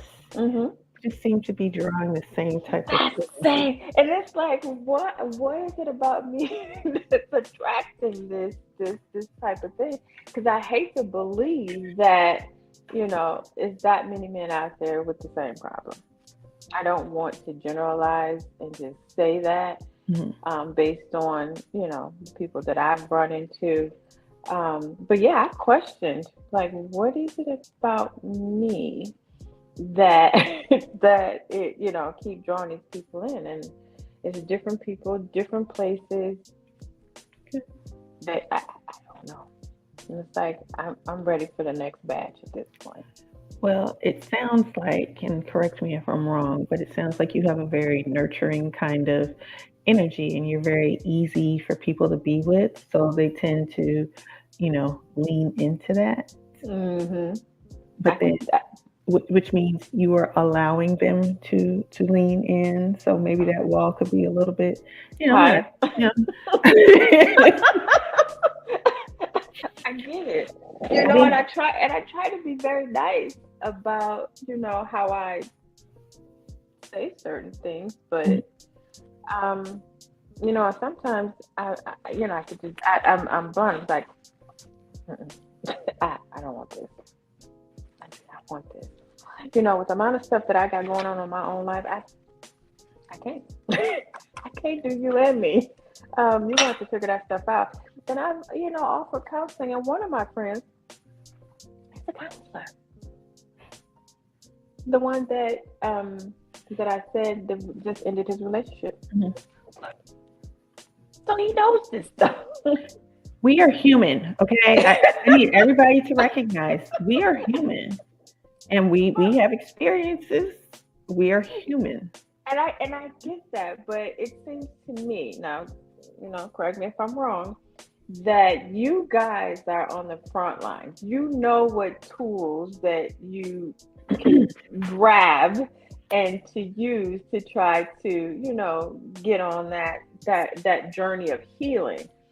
It just seems to me that, calling someone else to help with that healing is not a real viable tool as a counselor, or maybe I'm just holding y'all up to a different or a higher standard. Okay, a little bit. You are holding it up to a higher standard, just a little bit. Okay. But also be mindful, right? That everybody that walk that walk, that talk, don't walk that walk, right? I wrote a whole book on self-care because I know it's necessary. This is the thing. These are the things that we need to do to take care of ourselves, right? Right. So I spend most of my days sitting in the office, talking to people, listening to their problems. Now, I do have my own therapist, and I say it unabashedly, every therapist should have a therapist because we need to work through our stuff too. Right. But if you keep using your tools with other people, sometimes your stuff get dull. So at the end of the day, you're not trying to reach in your bag. You're not trying to reach in your box and be like, oh, I got to get this communication. You know what I'm saying? And it's a clip that I love with Nikki Giovanni and James Baldwin. And she talks about, don't bring that here to me. You gave him your good all day. I want to see your good too. Right? I know that's right. I know that's right. I love that. We have to, it's like we're always on, which is why I breathe. So we started at the top of the show with a breathing exercise. I breathe all the time. Okay. Sometimes I need to breathe just to get myself together to have a conversation with somebody that I love. Right? So I can enforce my own boundaries. Sorry. It's been one of those days. I don't have the bandwidth. Right? Not dating, telling people I'm healing. And I legit, if I had references, I'd give them to you. Did she not tell you she was healing? Right. Why are you not listening to the message? Right. That's the other thing. There are unhealthy boundaries. Jason is correct. There can be some very unhealthy boundaries. Like what? What would be an unhealthy boundary for someone? Sometimes those unhealthy boundaries can look like, you don't need to be talking to this person, but I'm gonna allow you this time. Right? Then you keep allowing this time, but you shouldn't allow the first time. The first time, gotcha. Right? And then some of those, more, we got crossed up in situationship type things. So we want to. Jason is in them comments. Thank you, Jason. Okay, Jason. If we can do, But we can yes, do this. truly. Let's pull up the comments real quick. I don't mean to interrupt. Let's pull up the comments from Jason, by the way. Jason, who is a new viewer, a new listener to Therapy Ain't No Joke. And honey, hopefully you downloaded the app to your Roku TV device and check out Honey on your Roku TV. Jason Madison comments and he says, I think that people date unhealed because it is needed. It is a needed space emotionally that need to be filled. There is a difference between dating and being in a relationship. It's okay to date while healing, but he goes on to say, but not be in a relationship. Mm-hmm. And he also goes on to say that is there a such thing as unhealthy boundaries?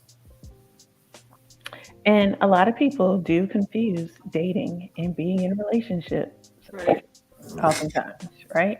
Which is where the communication part comes into play. And this is why communication is so important to me, because it needs to be understood that, I'm dating. This is not a relationship. Until somebody says, until we both agree, this is a relationship, this is exclusive, or this is how this relationship is going to be, we are dating. Right? But if you don't communicate that, then feelings can get hurt real easy. Right. And you see those unhealthy behaviors come up real quick. Right. It's like, ooh, I was triggered. It's like, wait a minute, what I do? We're dating. Right.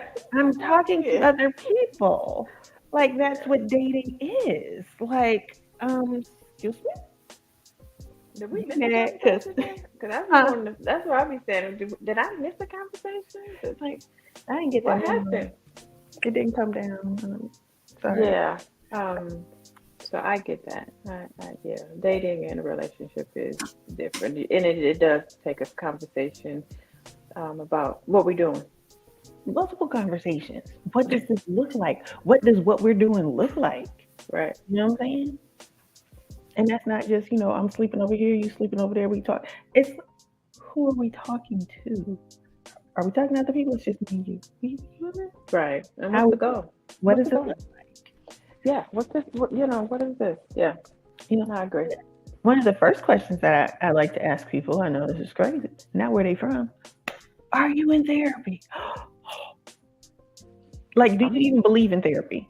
Because I'm gonna start asking that question too. Have you been have a conversation? When was your last therapy session? Like, I am dead serious that those are the questions that I'm asking, because it's like, if you're not working on you, or you didn't work on whatever it was between me and the last one, red flag for me. But they could have been to therapy. They could have, said they did the work. And then you still start seeing things and you're like, oh, it's okay. Because it wasn't a red flag. It wasn't a red flag. It wasn't like, it's not a red card. It's not soccer. It's not FIFA. It's a little pink one, right? A little pink one. Yeah, and even just if it, because for me, if it's not a green flag, it's red. Okay. Any other colors than green, it's red to me. That goes to a point that Sean made earlier about, do we throw out the baby with the bathwater, right? Because if it ain't green, it's red. But wait, they got like 50 left on green, and they got this one little yellow flag, and you like, done. I'm done. I'm not working on this anymore. And you know why? I think because of my own personal trauma that I have experienced. Okay, so it's like, and I'll take accountability to that. I just don't have patience for it. It's like, now if he has a stack of green, and then this little pink flag or red flag come out, I think I wouldn't throw the baby out with the bathwater, but I would definitely be like, hey, I want to have a conversation about that red flag. kind of get some clarity about, this is what I feel is a red flag for me. Can we talk about this? And I think that's a good place to start, right? I think everybody's got their exceptions. I have mine for sure. But that's only if I will only do that with somebody that I like and I'm interested in. Okay. Now, it's not anybody that I would,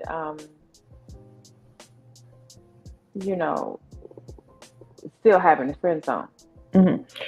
Because what happens is some of the guys tend to like me more, and I don't reciprocate, and they get mad at me because I don't see them like they see me. And so sometimes if I feel like that person needs an explanation, I'll explain. Most of the time I don't. So I see Jason's comments of energy, right? No. And energy is real. I believe energy is real. Energy is real. Science tells us energy is real. Okay. And there are people that are going to like us more than we like them. And that's fine. They're not always our people. We're not always their person.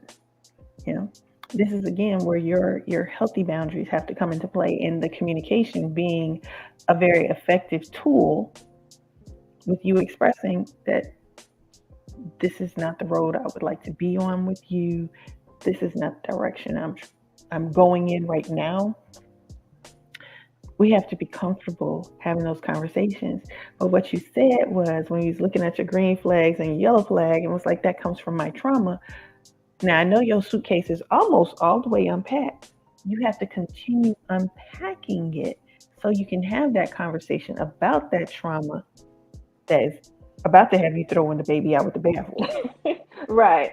And I, what, I honestly would have that if there was a person in my life that I would want to have a relationship with, we'll definitely have those kind of conversations. But that's not the conversation that I just like to have with everybody that I meet. Understandable. And that goes to, you said someone that I like. And it's like, okay, I can like you, but do I love you? Do I want to invest? Is liking enough to invest? Yeah, do you like them enough to invest? Yeah, and that's what and if I find someone that I like enough to invest, then definitely. Most of the times I have not invested. And and like you said, I've had those conversations. This is not the way I want to go. This is not, what I'm looking for. And they continue. They continue to pursue. And so it's like, how many times do I have to say that? Mr. Apple, how many licks? No, exactly. That's the boundary. Exactly. This is where you have to really enforce the boundary. You said it, but you have to enforce it. And you know how I do, which is it seems, and my friend said it seems bad that if you're not listening, you're not hearing me, then I ghost you. I know. I'm gonna have to sit on your chair, girl. Give me your direct phone. Look, where the couch at? Here we go. Already on the couch.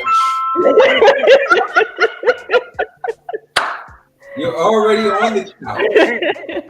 Hold on, I gotta answer this call. I gotta answer this call real quick. I'm gonna let y'all two talk before we wrap up. Listening is an art, right? It is a skill. It is definitely a muscle that has to be built.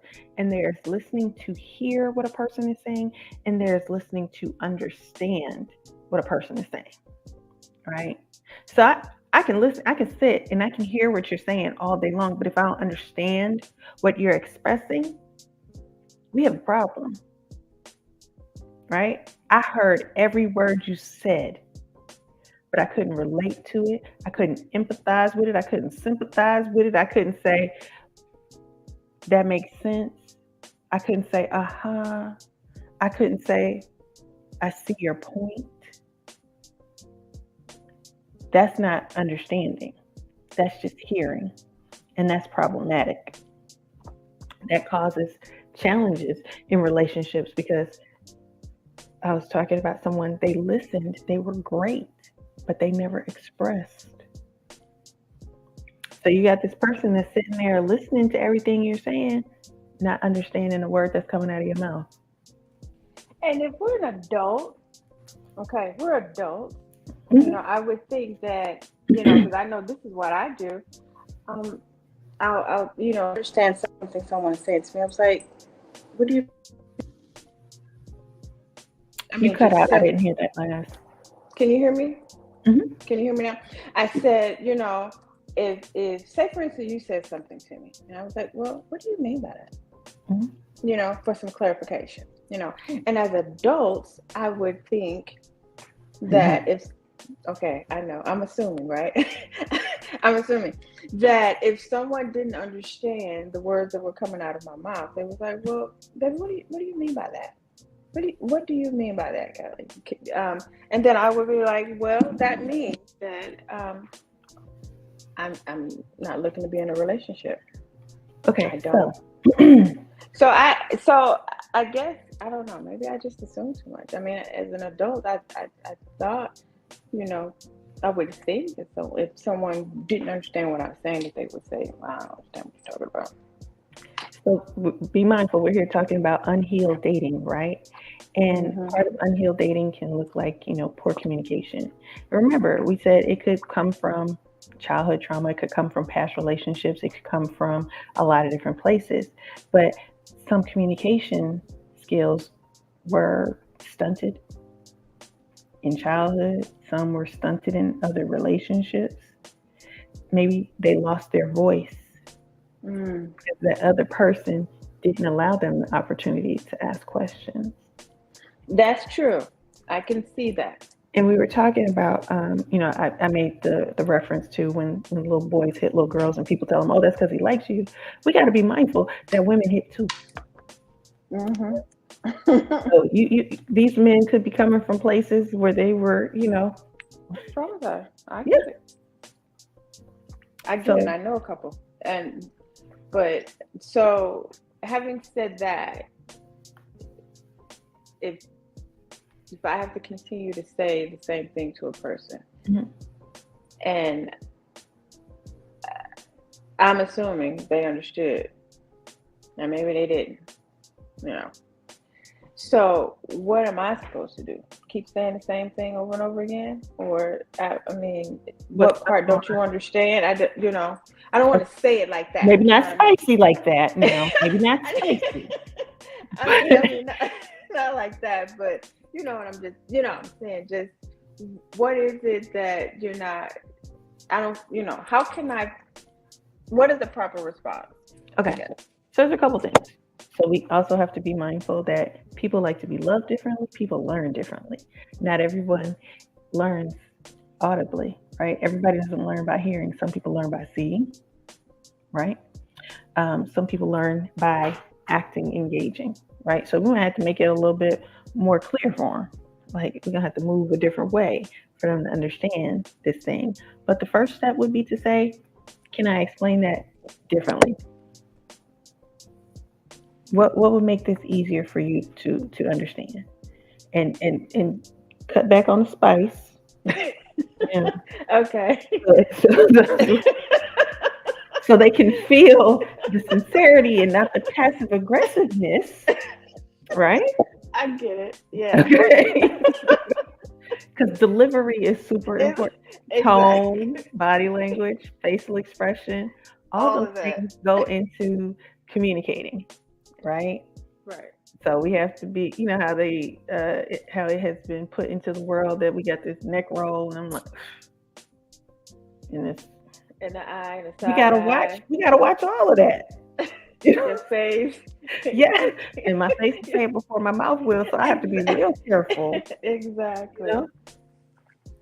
But asking the question, you know, how can I make this easier for you to understand, right?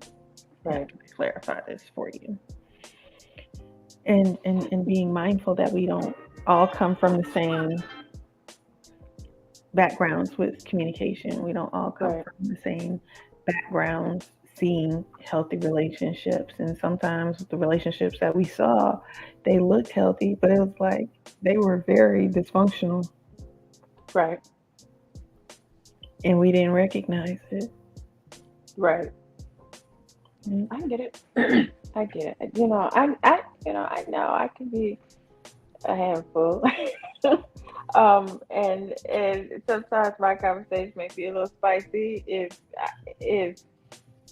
you know, if there's not a immediate understanding. I try. I'll try different ways of saying stuff, but at some point, if a person continues to be very persistent to try to get, you know, across their agenda, this is what I want. This is what, you know, I need. And after I specifically said, this is what I don't want. Okay. You know, how aggressive that conversation is. And you know, sometimes I don't like hurting people's feelings, so that's why they just get ghosted. I was like, you know what, I said enough, I said. And so you get left on red until you figure out that, oh, I've been ghosted. Okay. So, you know, sometimes ghosting can be very, you know, superficial. Sometimes it can be life-saving. Right. So we have to determine what we're doing. Like, are we communicating as effectively as we possibly can because other ways were not understood? Or are we just tired? I can't do it anymore. I can't talk. I can't say the same thing over and over and over again, you know. Because at the end of the day, protect your peace. Exactly. And so I had a friend that I kept having the same conversations with them. And he kept trying to push his agenda of what he wanted, what he was looking for. And I said, and so he would, you know, tell me, you know, this is what I'm looking for, this is what I want, this, and I, you know, I want you to do this, and I want you to do this. You know, I was like, I feel like I'm on an interview that I didn't even apply for. You know? And I mean, it was so aggressive. I had to sit back and was like, well, hold on. Hold on. That one question was, well, what do you want? What are you looking for? It was, this is what I want, this is what I need, and I gotta have this, and I gotta have it this way, and this and other, and you know, and can you do this? Can you? I was like, I just said, I feel like I'm on an interview. I didn't even apply for this. I didn't apply for this job. It's not Burger King. I didn't even apply for this job, so I'm not even understanding what this is about. So I was like, can't do this one. And then I had a friend that he was very. I would ask questions like, "What are your expectations? What do you want?" Okay. And first thing he would say, "I don't have any expectations." Okay. Easy enough. Okay. And but I found out later that he did. You know. And so I'm gonna just give you one simple example of that. So one day out of the blue, he sent me a picture of me. Okay, that he had just pulled off my Facebook page, and I just looked at my phone. I was like, "That's weird," and I kept working. So this is the person that said he has absolutely no expectation. And so he called later. He said, "Did you get the picture?" And I was like, "The picture that you got off Facebook?" And I was like, "Yeah." I said, "Why did you send that to me?" He was like, "Oh, I thought you would see it and say, oh, I don't like that picture." It was his profile picture. "Oh, I don't want his profile picture to have that picture and send me a new one." Wait. Exactly. He didn't. No, because you were breaking up a little bit, so I'm trying to make sure I understood. He did not like the picture. You did not think it should be your profile picture? No. he had a picture that he had taken off Facebook as his profile picture of me. Okay. So he sent that picture to me, and he thought I was going to look at the picture and say, oh, if this is his profile picture, oh, let me send him a new picture. And I did not, because if that's the one you picked, that's the one I'm thinking, that's the one you wanted, right? Never asked me to send a new picture or anything. He just assumed that if I saw this picture, that I was gonna send him a new one. Now, let me tell you something.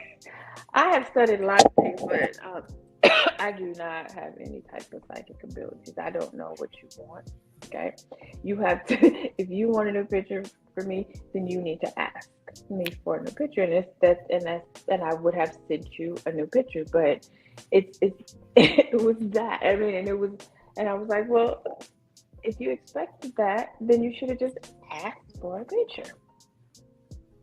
Because who does that? If somebody who does that? I don't care what my profile picture looks like in your phone.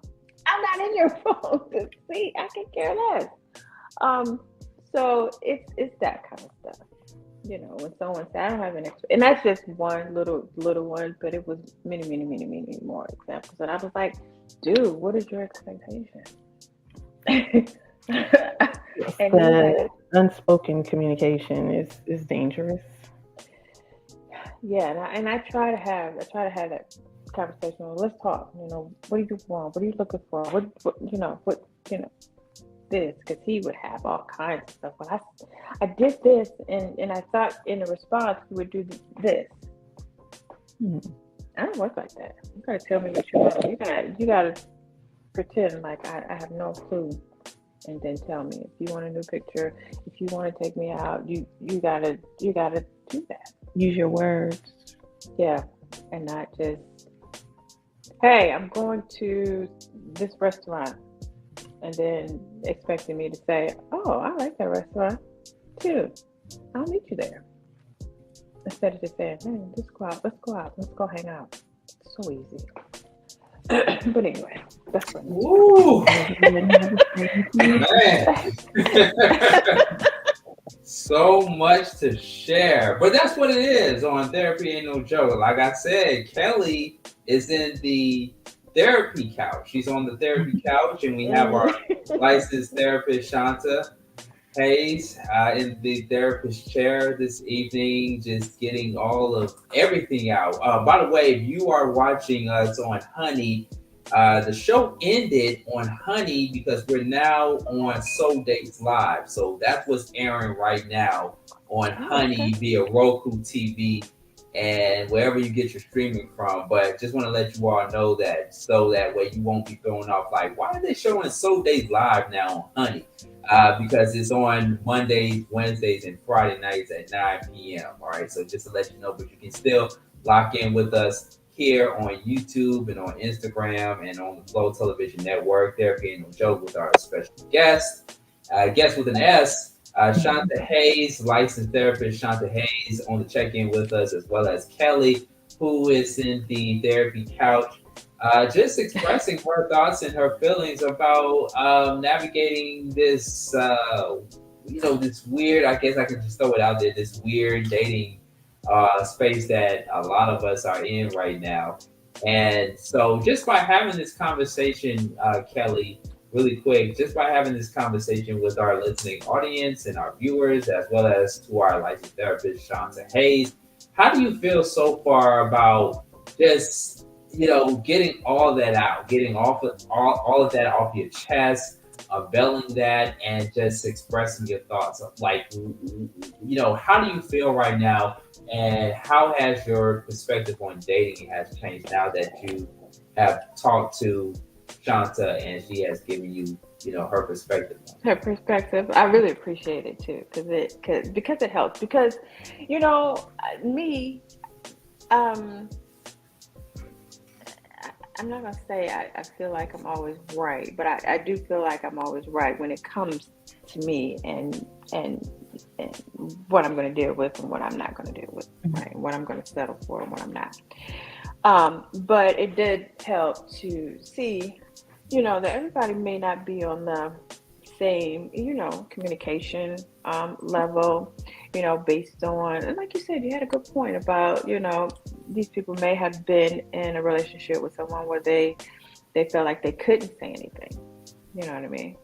And so they didn't have that voice, and so, just try other ways to communicate things and try to, get things out of them so they can understand, where I'm coming from. So that part was good. I mean, the whole when I found out what the topic was, I was like, yes, it ain't just happening to me. This is a thing out here, and I really do believe it needs to be talked about a little more, because people are in a whole relationship, in a whole marriage, and never healed from any of the past trauma, whether it was a relationship or your family, childhood, whatever, just never healed. And you're just going into these relationships and finding out that, oh, okay, this is a trigger. This is not, you find all these red flags you didn't find before, So I'm so happy and I'm so glad that you guys invited me. Like I said, I think this should be, something that we need to talk about a little bit more. Because I'm sure there's a lot more people out there that it's, like me. Right. Yeah, because I wanted to have this conversation even from my recent experiences and my observation on dating apps and meeting people online. Because people need to hear this, and people need to think twice about before signing up or registering with some form of dating app and knowing what they are getting themselves into. Because there are people out there that are not only unhealed, but there are people that are just going through so much right now. Everybody's going through so much right now, especially in this political election season that we're in right now, or just with the economic climate being the way that it is. You got to really know what you're signing up for. And everybody that you meet are not going to be in the same alignment as you from a mental perspective. So you just got to know what you're signing up for. And if you need some time to just kind of like step back or take a detox from dating apps, don't feel like you have to be pressured into finding somebody and getting with somebody right now. I know we see all the love couples, and I can't think of the name right now, but the relationship type of photos that we see on social media right now, couple goals, relationship goals that we see on social media right now. And Black love, I saw that. There's a lot of stuff on Black love too. Yeah. They show. I want to add something. Love is great. Love is wonderful. It's a beautiful thing. However, sometimes we need to sit down by ourselves to get ourselves together, right? We need to make sure that we're not going into situations with unhealed trauma, with attachment issues, because a lot of it is attachment. Yeah. Anxious attachments. We see people that are, afraid to be vulnerable, people that are always needing to be in a relationship. We see people that are, just trying to fill some void. But it goes back to, are you able to love yourself? Are you able to sit with yourself? Right? And do that work. And it's work. It is actual work. Every day. It never stops. Building those tools, filling your toolbox, being more self-aware, increasing your own emotional intelligence, learning how to read the room, read the person that you're with. You know what I'm saying? Not being a mind reader, not sending them stuff and expecting them to know what it is that you want in return, but paying attention to that body language, those facial expressions, that tone. Making sure that when you say, okay, I can support you, being mindful that everybody doesn't receive support the same way. Everybody doesn't need support. Everybody doesn't want support the same way. I like to say, how can I best support you? Right? Yeah. So. Indeed. All right. Yeah. Practice self-care. This has been a great session. Rhonda from the ATL says, great show. Shanta rocks. Take time to heal. Take care of yourself first. All right. We really appreciate it. Thank you so much for that comment there. Thank you all to all the viewers tuning in. And while you're sending those comments, put a donation in our Cash App. Cash App. Reach one communication so that way we can feed the machine. But this has been a very great combo, ladies. I really appreciate it. And it makes me look at dating apps even more, you know, having to go into it. I can't say that I'm officially off of the dating apps. I will be off of the dating apps. Because, you know, it's real out here. It's real out here in the streets. But see, that's why we have a show called Soul Days Live, which is currently airing right now on Honey via Roku TV. So after we get off, people can see the remainder of Soul Days Live, so that way they can check it out for themselves. You know, even you, Kelly, you know, want to be a future participant. Okay. Definitely. We'll talk offline. But I think this has been a very healthy conversation. And just before we conclude things, Shanta, any last advice, any last words to people, especially dating app users that are navigating through this whole complicated dating life that we're in right now, you know, with so much anxiety and depression that's happening right now? What do you want people to take away from tonight's episode, whether they are getting ready to sign up for a dating app or they are still using the dating app? What advice can you give to our listeners this evening? So first I want to say thank you for having me on the show this evening. Really glad to be able to come and give some input, Kelly. I really hope you took something away from it. But dating in general is challenging. When we are dating with apps, we have to be intentional. We should be intentional in all of our engagements with people, but especially when you're making that selection to swipe this way or to call a person or however you're connecting via apps, make sure you're being very intentional and recognizing what it is that you want, what you're going into this looking for, and then being honest with yourself and saying, am I even able to give that to myself? Because it's very hard to give what you do not have. Okay? So it's not fair to go into a dating app or any dating situation thinking that all the things that you want are going to be right there for you, especially if you don't have them to give in return, because these things have to be reciprocal. But when you see those flags, red, green, pink, yellow, whatever they are, pay attention to them and use your words and have the conversations about how those things are making you feel, okay? Before you get spicy with people. Seriously though. All right, some good words to live by. All right. SLHayes.com is the website, ladies and gentlemen. Go to our website right now and book a session. Book a session. You'll be here for me. Oh, see, you already got a new client. You got a new client, Shanta. Awesome. Yes. Awesome. Okay, SLHayes.com. And you also have a book. Go ahead and leave the people with your additional information on how they can get the book and some other things that you want to Yes. share. So the Mindful Beginning Self-Care Journal, First Steps to a More Present Life, is available on Amazon.com. These are my old credentials. I got new credentials.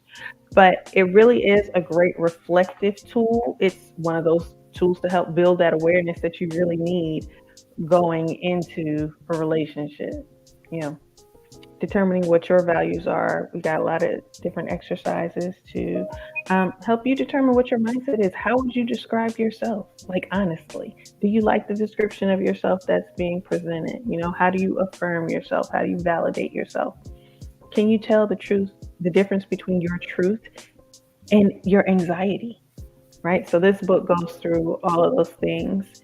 And it gives you time to reflect and be more aware so that you go into the relationship a more, authentic version of yourself.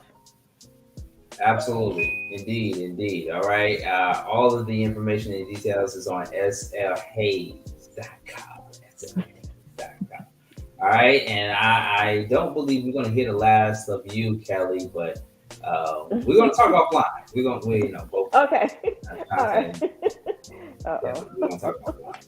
All right. Thank you. I appreciate it, ladies. Thank you so much for coming on. Therapy ain't no joke, and you all have proven that therapy ain't no joke. We all need therapy. All right. I appreciate it. Thank you, ladies, so much. Thank you all. Thank you. All right. This has been Therapy Ain't No Joke, ladies and gentlemen. Thank you so much for tuning in. We do this each and every Wednesday night from 7 p.m. to 9 p.m. right here on Honey. Okay, so we will now return to So Days Live that is currently airing on Honey right now. So you can check us out live now on Honey on your Roku TV. And like I said, folks, in a few days, we will be on Amazon Prime